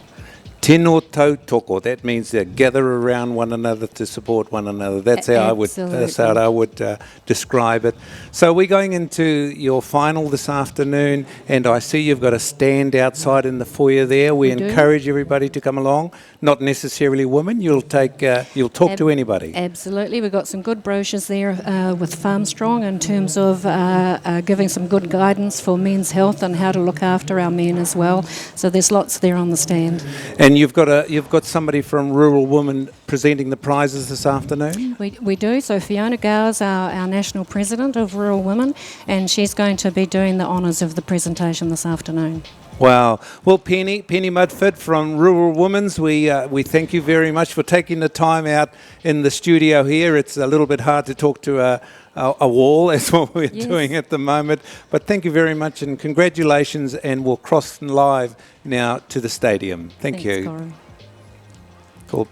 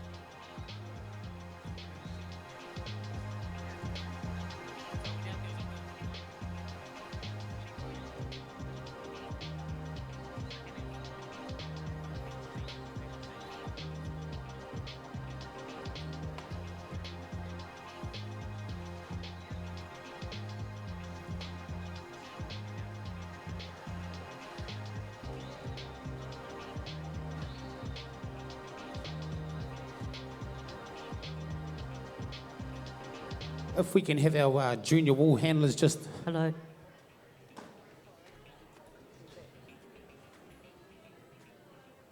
Okay, junior wool handlers, we're going to introduce you guys on the stand, or do you want to come off? Just come off down to the left, junior wool handlers. We'll give you an introduction onto the stage. So give these wool handlers a big round of applause, ladies and gentlemen, as they take the tables on stand number 6 from Kimbolton, Wairarapa. On table number 3, all the way from Rere Whakaitu, home of rodeos in New Zealand, Sarah Davis. On table number 3, from a little place called Pongaro, Samantha Baxter, ladies and gentlemen. And to complete this junior final, on table number 1, the sister of Samantha, Summer Pritchard, Pongaro.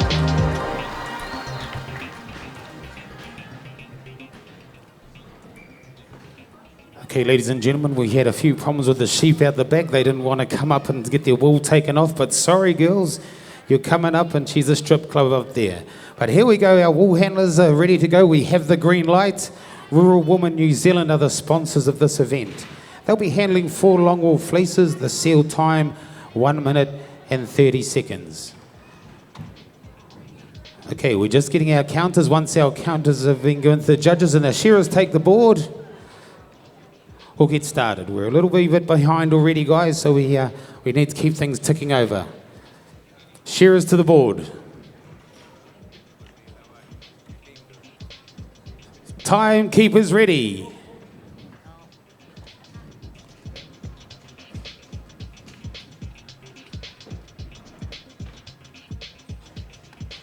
Okay, give us a thumbs up when we're good to go, guys. Yeah, we're good to go. Timekeepers ready. Shearers, get set, go.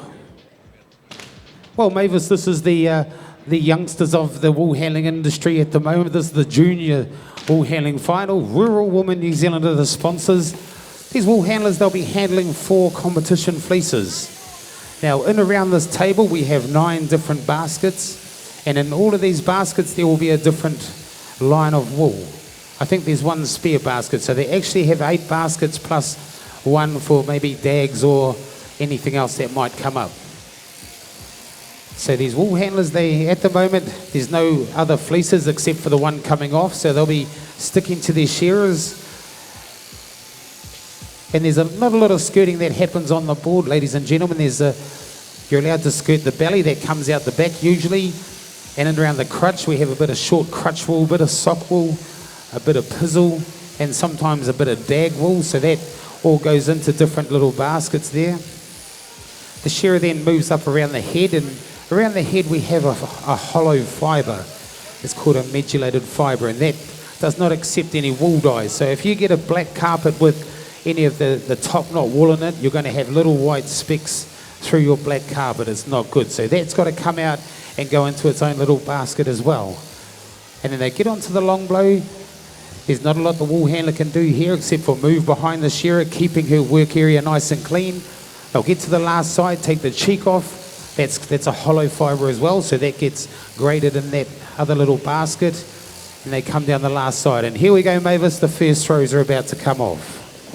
Yes, the first throws. It's always a bit of an indicator. Let's see how they go. Nice throws. The objective is to get that fleece onto the table as flat and squared with the table as possible. Every bit of overhang or bunching the size of an A4 sheet of paper attracts 1 penalty point. There were some pretty good throws on there. If you noticed on table number 2, Samantha Baxter, she had a fleece that just didn't want to hold together. No fault of hers. It's the fault really of a great wool growing season. It just didn't want to hold. But she did a very, very good job of putting that on the table in a manner that allows her to find all those processing faults that Tuma has talked about that might be still attached to this fleece. These fleeces are worth, I guess, on the market today, somewhere in the vicinity of $4 a kilo, $4.20 maybe. Each one of those fleeces, probably you're looking at 3 to 4 kgs, maybe a bit more, 3.5 kgs. So real value. And the work that they're doing is to ensure that that value is realised. And we saw last night CP Wools here sponsoring the wool handling test. These are the entities that commit and make good for Wool of New Zealand. We've got the first fleece off the table, Tuma. These girls are not mucking around. What we have to realise, though, these are the kohanga. These are our younger, up-and-coming wool handlers.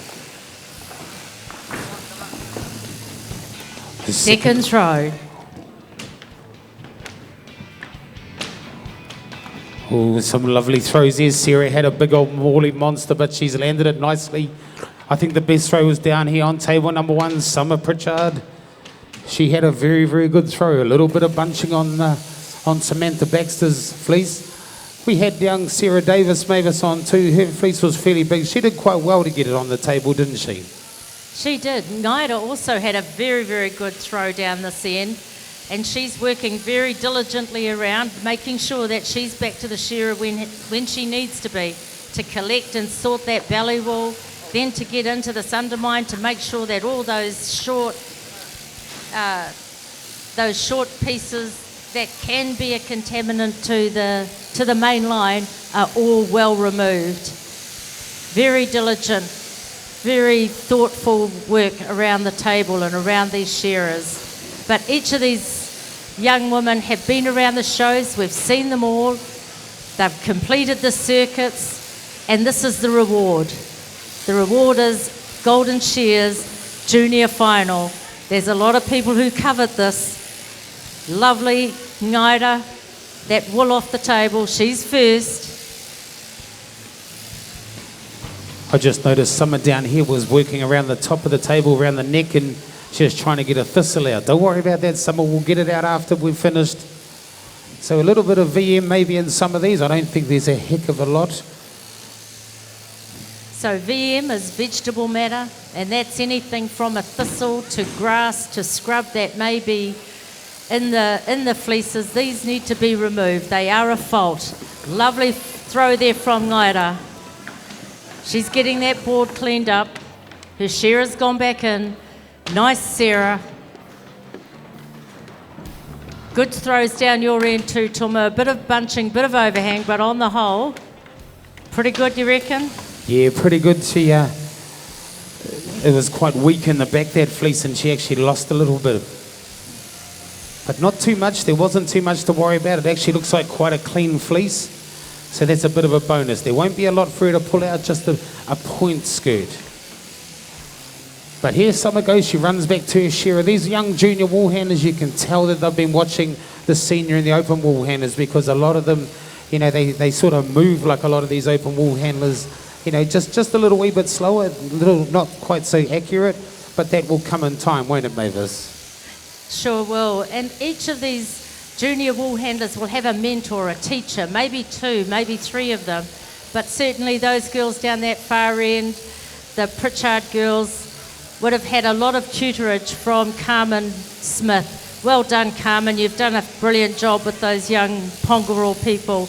Down this end, young Ngaida, her mother, Rose Puha, an open finalist, and her young brother, who last night picked up the Quality Award in the junior wool handling. So there is a lot of family involvement, there is a lot of mentorship that goes on. Sarah has had the benefit of working with people like Raina Watson-Paul and Adia Mullen. So, you know, they're brushing these things off and watching and soaking it up every minute. Okay, here's the fourth and final fleece. This is when the real work begins. Wow, that was a nice fleece, Ngaida. Nice fleece. Nice throw there as well for you, Sarah. We've got a good throw down here from Summer Pritchard. She needs to move along a little bit, I think. 1 minute, 20 seconds, I think, is the seal time for these juniors. Yes, and this is when you see who's been planning, who's prepared. It's been wonderful to watch Ngaida as she has put her buckets, her containers, she's making sure that they're out of the way so that when she gets to clean up, a lot of this is out of the way. She's the first to pick up the broom. Our other girls aren't too far away, but Ngaida's certainly on top of it. Yeah, you're just watching Summer here. She skirted one side of the table, went around the other side, then had to come back to put her fleece because the fleece, her fadge was on this side. So there's something that she can work on a little bit later on in the future. She's only a junior, so very, very fresh, very new up into this wool handling class. And we see all these wool handlers at the moment, they're all pretty much neck and neck. We've got Samantha Baxter down there. She's on her hands and knees praying to the wool gods. Please, yes sir. Time for Ngaida.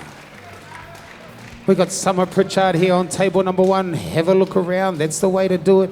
Anything the size of a credit card left behind will be 1 point. Time for Sarah. Well done, Summer. Well done, you junior wool handlers. Move to the end of the stage, please, for the wool handlers. Once you've completed, move to the end so the judges can complete their judging. That was a great demonstration for these young juniors. They'll go back and they'll be analysing their performance. They'll be checking out what they can do better next time. Okay, I'm just going to have a quick word to Ngaira. She's just waiting on her judge to see how her points were. Well, Ngaira, I think up there you were looking pretty sharp. How did it feel up there? Pretty hot. Pretty hot. Did you go up there with a plan? You know, like, tell us what was... Well, good afternoon, viewers. We've just watched the Rural Women's Junior Woolhandling Final, and what a spectacle that was. I could hardly call it here. Normally you would have somebody that'll stand out, but I would have to leave that to the judges. We're now going through, and heat is being done. We come up to event 39, and that's the Te Puni Kōkiri Māori Development Senior Woolhandling. And it was seen fit that we spoke with Penny a little while ago, and the women in the industry are predominantly Māori, and there is 80% of wool handlers are women, so it's seen fit that Te Puni Kōkiri will sponsor this event. The champion wool handler in this event coming up is going to win $600. Second place, $300, $150 for third, and $120 for fourth place. And it's not really about the money at this level. It's all about the prestige of winning a title here at the Golden Shears for the year 2018. So, ka mihi Te Puni Kōkiri, te komiti nāna mahuta, te minita o te Māori, tēnā koe, tēnā koutou, tēnā koutou katoa. So we're now going to go cross back to the stadium as the finalists in the wool handling, and I see we've got two men that have qualified, so we're 50% women and 50% men, and it's quite neat to see Ash Boyce and Ricky Stevens make the cut. Sharon, Tuhakaraina, not quite sure who the fourth one is, but it's going to be a good battle, and the Golden Shears 2018 Te Puni Kōkiri Senior Wool Handling Finals. Let's go back to the stadium, Ben.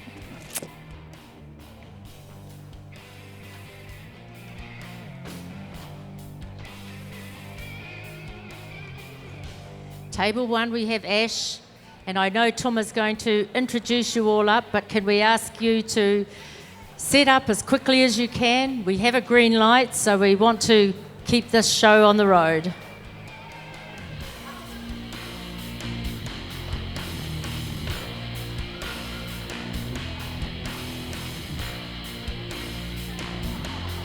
These wool handlers will be handling 4 fleeces.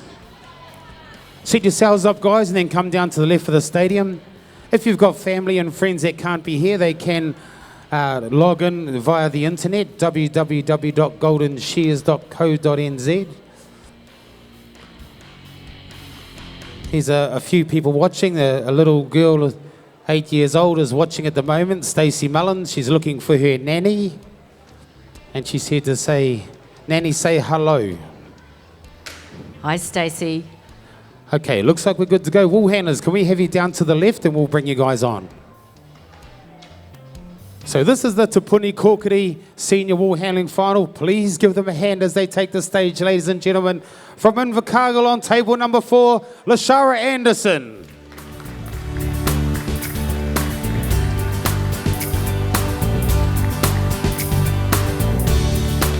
Big hand for Lashara. On table number 3, he needs no introduction at all. Ricky Stevens from Napier. On table number 2 from Gore, Sharon Tuhakaraina. And on table number 1, all the way from Dannyburg, Ash Boyce. Good luck, finalists. Can we have our shearers to the board?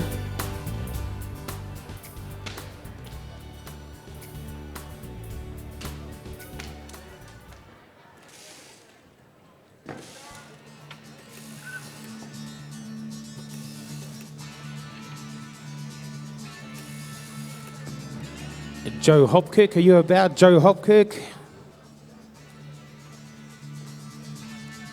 Joe Hopkirk, can you report to the microphone desk, please?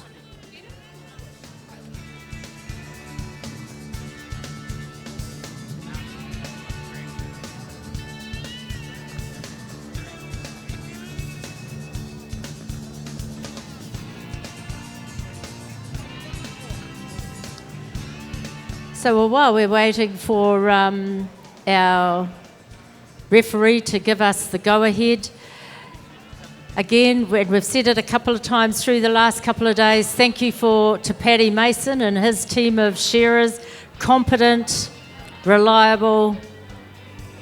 If you need a contractor, that's you, Paddy? Timekeepers ready. Shearers, get set, go. Okay, ladies and gentlemen, I'm going to start on table number 1. We have Ash Boyce. Ash Boyce is from Dannyverk, a little place just up the road, a Viking town. So he's got a bit of Ragnar in him, this guy on table number 1. That's Ash Boyce. He's been scouting the wool handling circuits for the last 3 or 4 years. I think it started off with him just going in the triathlon, but he found out that he was winning and going very, very well. So he's pursued the wool handling side of things, and that's the career that he's taking at the moment. On table number 2, we have Sharon Hakaraina from Gore, down in the deep south. Very, very good competitor. She's very, very sharp, very quick, very nimble around the table, light on her feet, and you'll see her, the way she works. I think she's been sponsored by Adidas. She's got those Adidas leggings on. She's a very good competitor. And Mavis, we've got Ricky Stevens. Ricky Stevens he was a past winner of the triathlon. I think Jeremy Goodger won it last night. But Ricky, he made the pressing final, and here he is up in the senior wool handling final as well. And down there on table number 4, we have Lashara Anderson. Lashara, she's a heck of a little competitor. She's down here. She's one of these wool handlers that doesn't look like, she's going too fast or anything. She's a bit like a little Ronnie Goss, but, the accuracy is right there.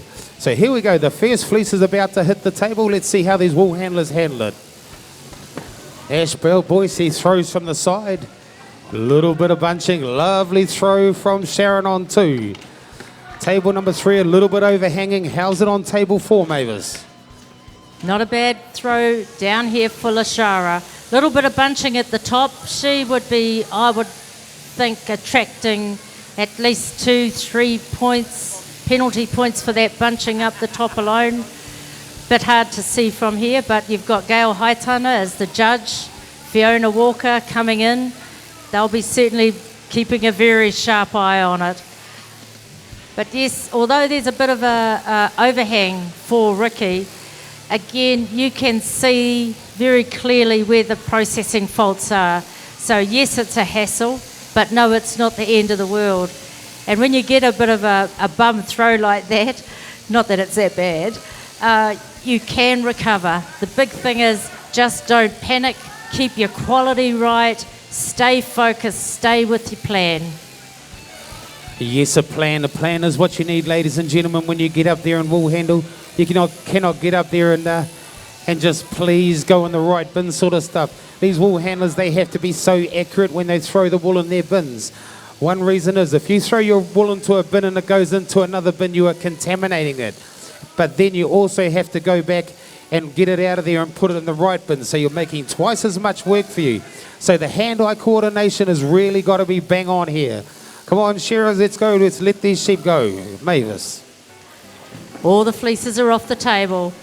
For those who are watching, have a look on the tables. How much wool was left there before they threw that fleece on? That's a penalty, but look at these throws. These are big, bulky fleeces. They've had a great growing season, so not a lot of binders that hold them together. And if you're not used to them, they can certainly upset the apple cart. But these seniors, they've got it sorted. They know exactly what they need to do, working diligently around. We talked earlier about having a plan, and if you look at each of the setups, they're all different. A little bit the same, but pretty much different, very tailored. And that's the edge that these competitors bring. They bring their own personal edge, their own personal thinking and planning to this as a sport. Yes, you did right, Mavis. This is a sport. These are world-class athletes. Back in the day, people could rely on natural ability, natural talent. But nowadays, you see a lot of these wool handlers, they're going to the gym, doing a bit of running and stuff like that. And that's what you have to do. If you want to be in the elite, You know, you got to train like a sportsman, and that's what these guys do. As if working in the sheds is not hard enough, these guys are going to the gym or going to the pool for an hour after work. You know, they're amazing, amazing athletes, a lot of these bull handlers. And here we go, coming down the last side of these shearers. A lot of pressure coming on these wool handlers, but come on, wool handlers, you've got to soak it up. Ricky Stevens, roll up time for him. Ash Boyce runs back. Okay, this is sheep number 3, so there's another one in the pen. Here we go, Ash Boyce. He likes to throw from the side. You'll see him, he moves down the side, throws it. Lovely, well done, Ash Boyce. He'll be sighing a breath of relief. He's been having a hard time. Table number 2, there's a bit of bunching, a bit of overhang, so she'll be losing a few points. Ricky Stevens, Mavis, his fleece looks a little big. Yeah, Ricky probably is a little bit disappointed at that throw. He landed it okay, but it's a big fleece, and I don't know, either the fleeces are getting bigger or the tables are getting smaller, but something's going on there. It was a little bit the same with the Shara. I think the best fleece from this point of view certainly was from down on table 1, Ash Boyce. They're coming to their last fleece, so they're thinking ahead. Not only are they planning here, but they're trying to think ahead. What's my next move? How do I get the most out of this cleanup? I guess the other thing that's really good to mention, we talked about this being a sport, but how many sports add to the New Zealand economy? The wool still adds just under $1 billion of export earnings a year. Not too many sports can claim that, but back they go. Looking to get every bit of processing fault out of that. Rolling up. See how they're prepared to leave the table to make sure that they get those medullated fibres from that neck wool out.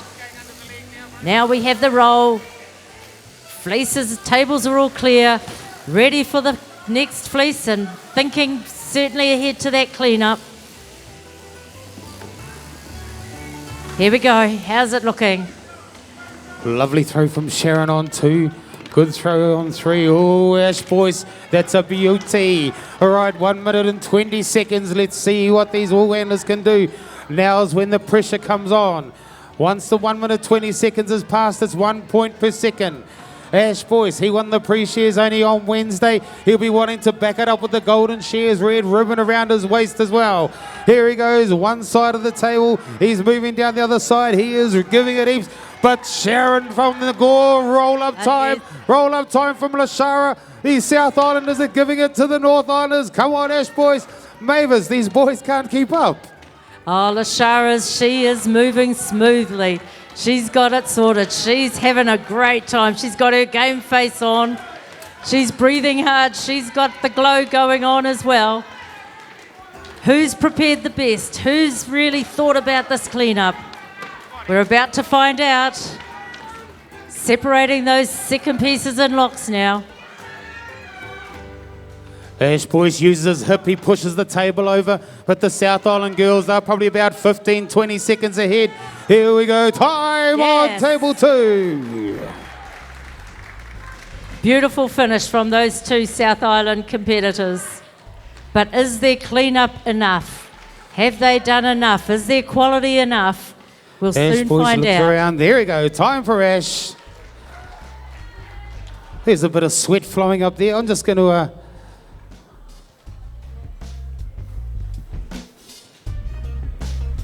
Yep, it's not for the faint-hearted. Not only are you concentrating very hard, but honestly, those lights up there, they're enough to make you sweat all right.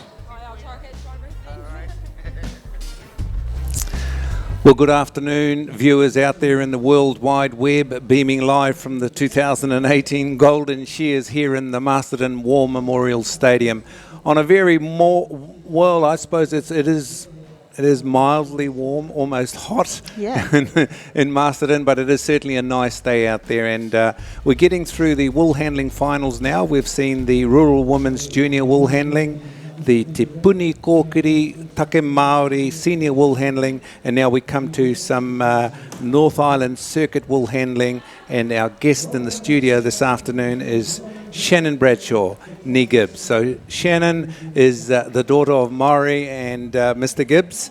And I think we should say the Gibbs family have been in this business for a long time. So Shannon, welcome. Thank and you. a couple of questions. How long has Gibbs honeybees been around? So we're actually the longest operation of commercial beekeeping in the Wairarapa, and we're celebrating 30 years this year. So yeah, pretty excited about that. 30 years. 30 years. You don't look 30. Well, I haven't been in the business for 30 years, but it was certainly my father's brainchild. So that's, 30 years this year. Colin, cool. And is it a good business? It's a fantastic business. We pride ourselves on getting some of the best Manuka honey in New Zealand, and it supports our family and a few local boys as well. So, and not to mention the businesses that we also work with. So, it's absolutely a good business. So what's the term? Is it MF or something? What do they say when it's got the good content The of... Manuka factor, the UMF? UMF, that's the word. And Yes. that means the higher the UMF, the better the honey. The unique Manuka factor, that's right. Wow. Okay, well, it's a long-term business, 30 odd years. Hey, why sponsor a competition like we've got bees now? We're working with wool. Why? Where's the fit? So before my father had dreamed up this business, he was actually a shearer for most of my childhood, and my mother also worked in the wool sheds. Needless to say, we were carted around the shearing shows while we were younger. So and Mum's still a judge, and she loves it. So it's a no-brainer for us to sponsor an event like this. That's how these families roll, folks out there. It's all starts when you're young through the kohanga stages, and we've got Shannon, who's now a midwife. Yes. And she's dealing to mothers that are just about giving birth, and Yes. and what a wonderful vocation. And she knows our daughter Karina Mullins very well, so I Karina do. might be tuned in. So Kia ora, Karina. Kia ora, we'll make a shout out for her. Hey, but the prize this afternoon, the top prize is $800. What a Yes. fantastic prize, isn't it? Yes, and it's well deserved, I must say. These women are amazing, and we're in absolute awe of them. So, why wouldn't we? Okay, well there you go, folks. We're just about ready to cross to back to the stadium where the Gibbs honeybees, Colin Murray and Shannon. Is there anybody else in the Gibbs family? Everybody. No, who, brothers and sisters? Yeah, my brothers, my brother-in-law, their my names? cousins, all of them. No, just your brothers and sisters. Oh, Darcy, Jake, and Samantha. Oh, so hopefully they've tuned in, watched this, because Yeah. this goes out live, and last year the Golden Shears had 75,000 views. Wow. So it is big business. And thank you, Ben. We will now cross back to the stadium, and thank you, Shannon Bradshaw, No Near worries. Gibbs. Thank you. Cool. The stadium, left of the stage, our left, your right. Depends which way you're facing.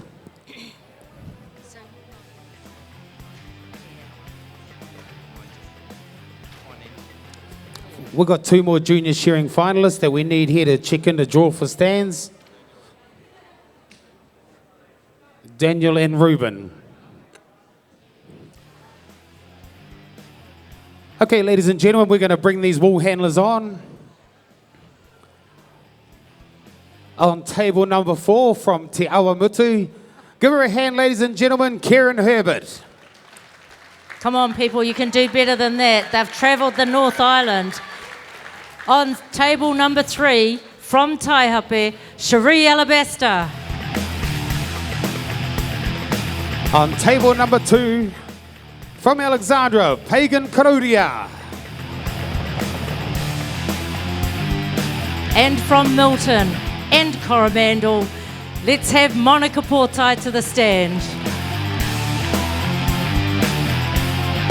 Good luck, competitors. Okay, wool handlers, what you're to do is you're to blend your fleeces. Okay, tidy up around it, then put your hand up so your time is taken, and then we'll put the wool in the fadge. What's up, bro?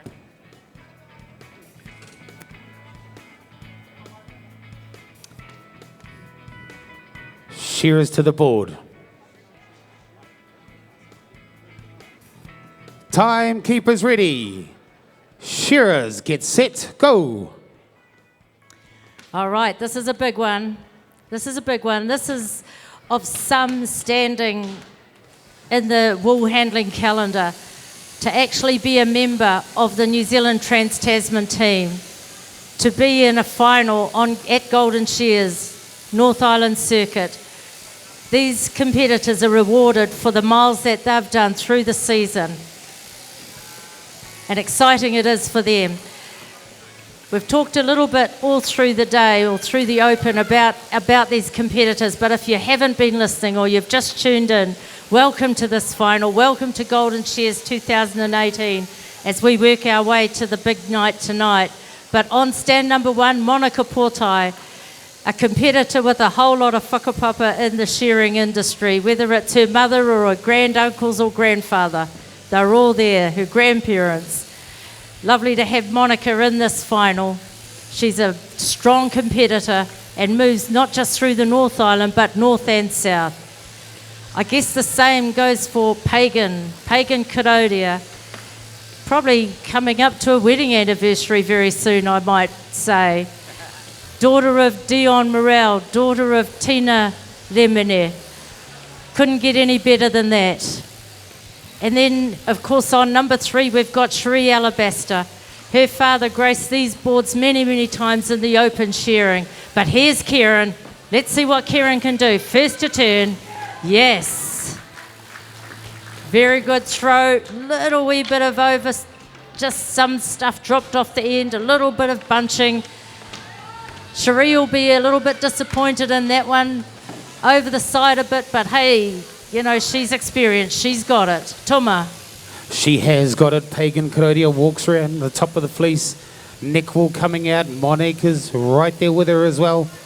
You know, these wool handlers, they got one eye on the fleece, one eye on the bin, one eye on the shearer. They've got 3 eyes. These wool handlers, they're a rare breed, but they are bred that way. And up to the undermine work, these shearers, up the neck they go. Wool handlers are right there with them. We're putting on some good heat on these wool handlers. These wool handlers, ladies and gentlemen, will be handling 2 different grades of wool, long wool and second shear. They'll have a 15-second countdown. I'd just like to call the Maori Pākehā teams event up next. Brett Roberts, Bevan Perry, Robert Mudgeway, Ethan Pankhurst, Hayden Tapp and Darren Alexander. Can you guys get ready and assemble on the side of a stage, please? Cheers, Toma. Well, Toma just come in there and here we are, this wool handling. Just want to say that Kieran Herbert, she's right out to get it at the moment. She's already been in the team 3 times before, I believe. Cherie twice, 3 times. Pagan and Monica, they'll be looking to win this. They're after that New Zealand blazer. Pagan and Monica strong, but Kieran Herbert, Cherie Alabaster, these girls are on form, and look at it. There's a lot of pressure showing and the throws come along the table, and you be the judge, folks. It's all coming down to the control. Cherie, she lays it out beautiful. Very challenging there, but you know, this is just the name of the game. Bevan Perry, can we have Bevan Perry? Should be announcer's desk, please. Bevan Perry. Okay, we're looking at these wool handlers. Monica Portai, she looked like she had a fleece she could have blended. It was a terrible fleece, but it all landed on the table. All the faults were visible, so she didn't have to go searching for it, which is quite a big thing. The shearers are all taking the top knot off. There's the modulated fibres coming off, getting put into one bin. Sock wool, maybe a little bit of stain, a bit of short wool around there. Into the air they go. The wool handlers need to grab that little bit of cheek wool as well. It's not to touch the main fleece wool. It's classed as a contamination. But here we go. Wool handlers working away. Kieran Herbert, she reckons, I'm happy with this roll-up time for her. Cherie Alabaster, she's got a little bit of a dirtier looking fleece. Maybe that sheep was rolling around in the dirt. And she goes, rolls it up. Monique here on table number 1. She knows that the second shear are going to be coming out soon.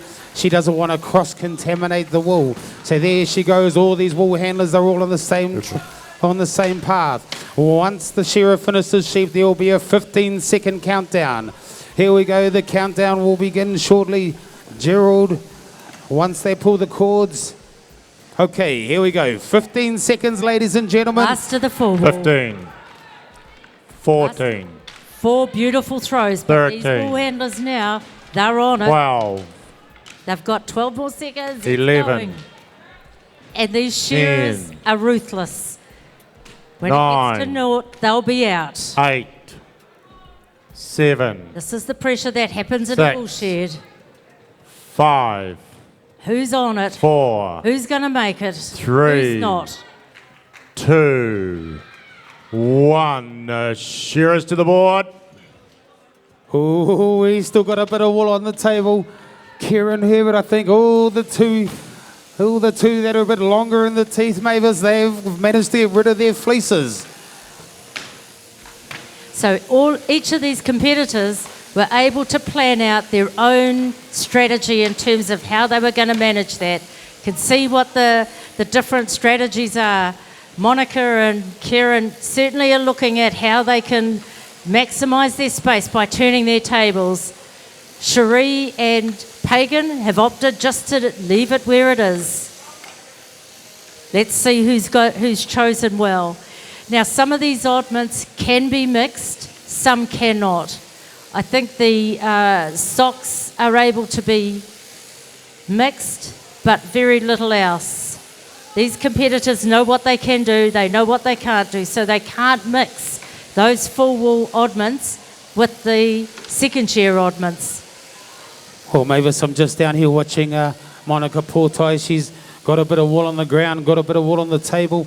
Now, this is second shear, ladies and gentlemen, so all of the skirting or the processing is done up on the board. With the long wool, we had to throw it on the table, but this being second shear, it's all done on the board. So these wool handlers, I don't know how these two with wool on their table are going to get away with it, because they've still got wool on the table and these other wool handlers haven't.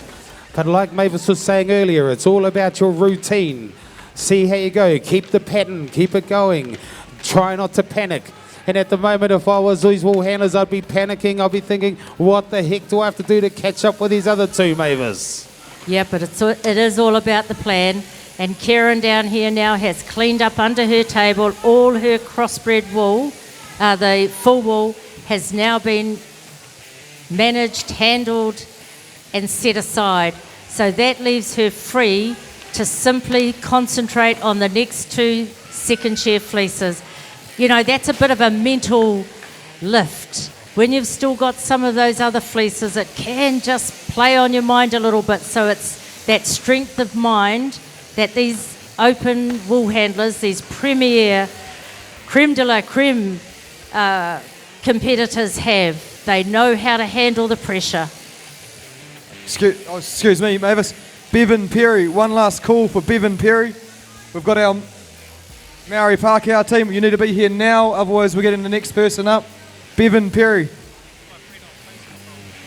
So back to the board we go. You can see also that with these second shear, it's a different way of preparation. And you might ask, why are we doing this? Why is this happening? We have farmers now with smaller flocks of sheep that often don't get the opportunity to properly draft the long wool out from the short wool. You can go to sheds still where they're bringing in mixed mobs. Sorry, Mavis, we'll just cut in again. Ringa Paiwai. Ringa, are you still here? Does anyone know if Ringa's still here? Cheers, Mavis. Ringa, can you come to the announcer's desk? I'm glad the wool handlers are all organised, not like the shearers by the sounds of it. Sorry, just saying.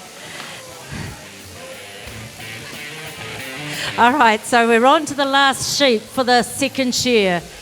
This is when the pressure starts to come on. Has everyone got their full wool off the table, out of the way? Because once these fleeces are completed, these competitors will need to blend. And the reason why we blend is to make sure that it is a nice, even pile of wool.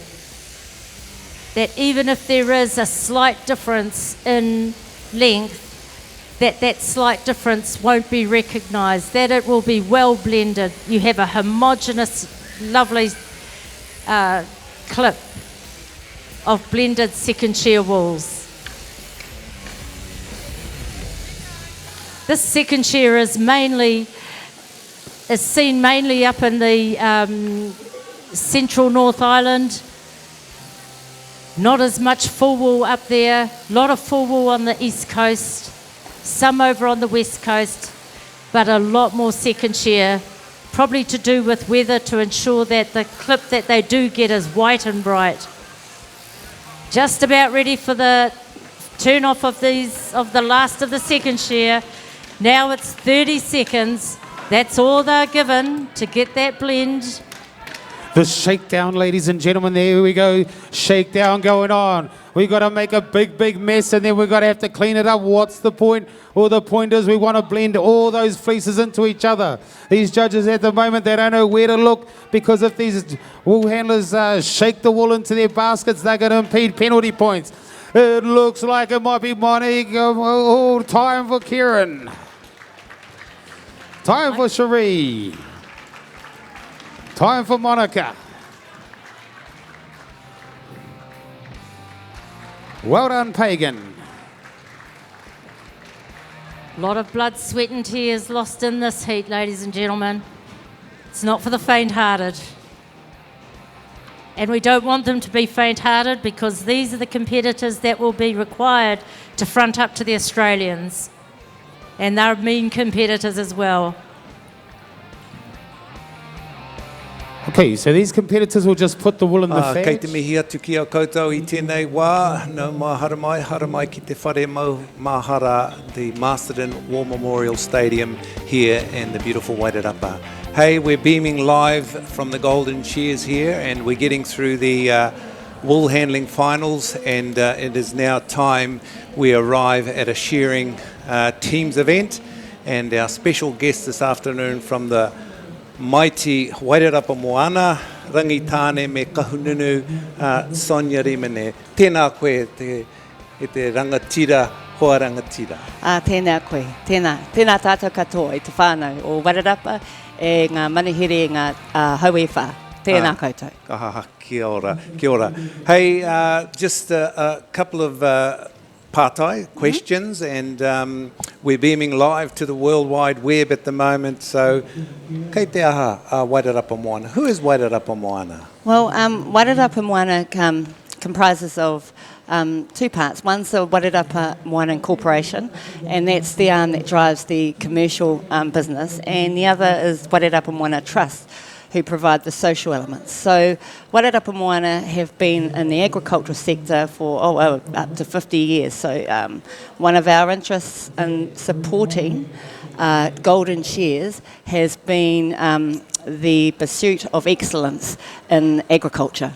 And is there some type of scholarship that you guys Absolutely, have? it's a whānau. Now, if you're a descendant of Wairarapa Moana, we have a scholarship called Te Kete Uru Uru, which aims at higher level learning, and it's around, if you're anyone out there te whānau, if you're doing agribusiness, agri-science, agri-technology, no mai haramai, please contact our Wairarapa Moana office.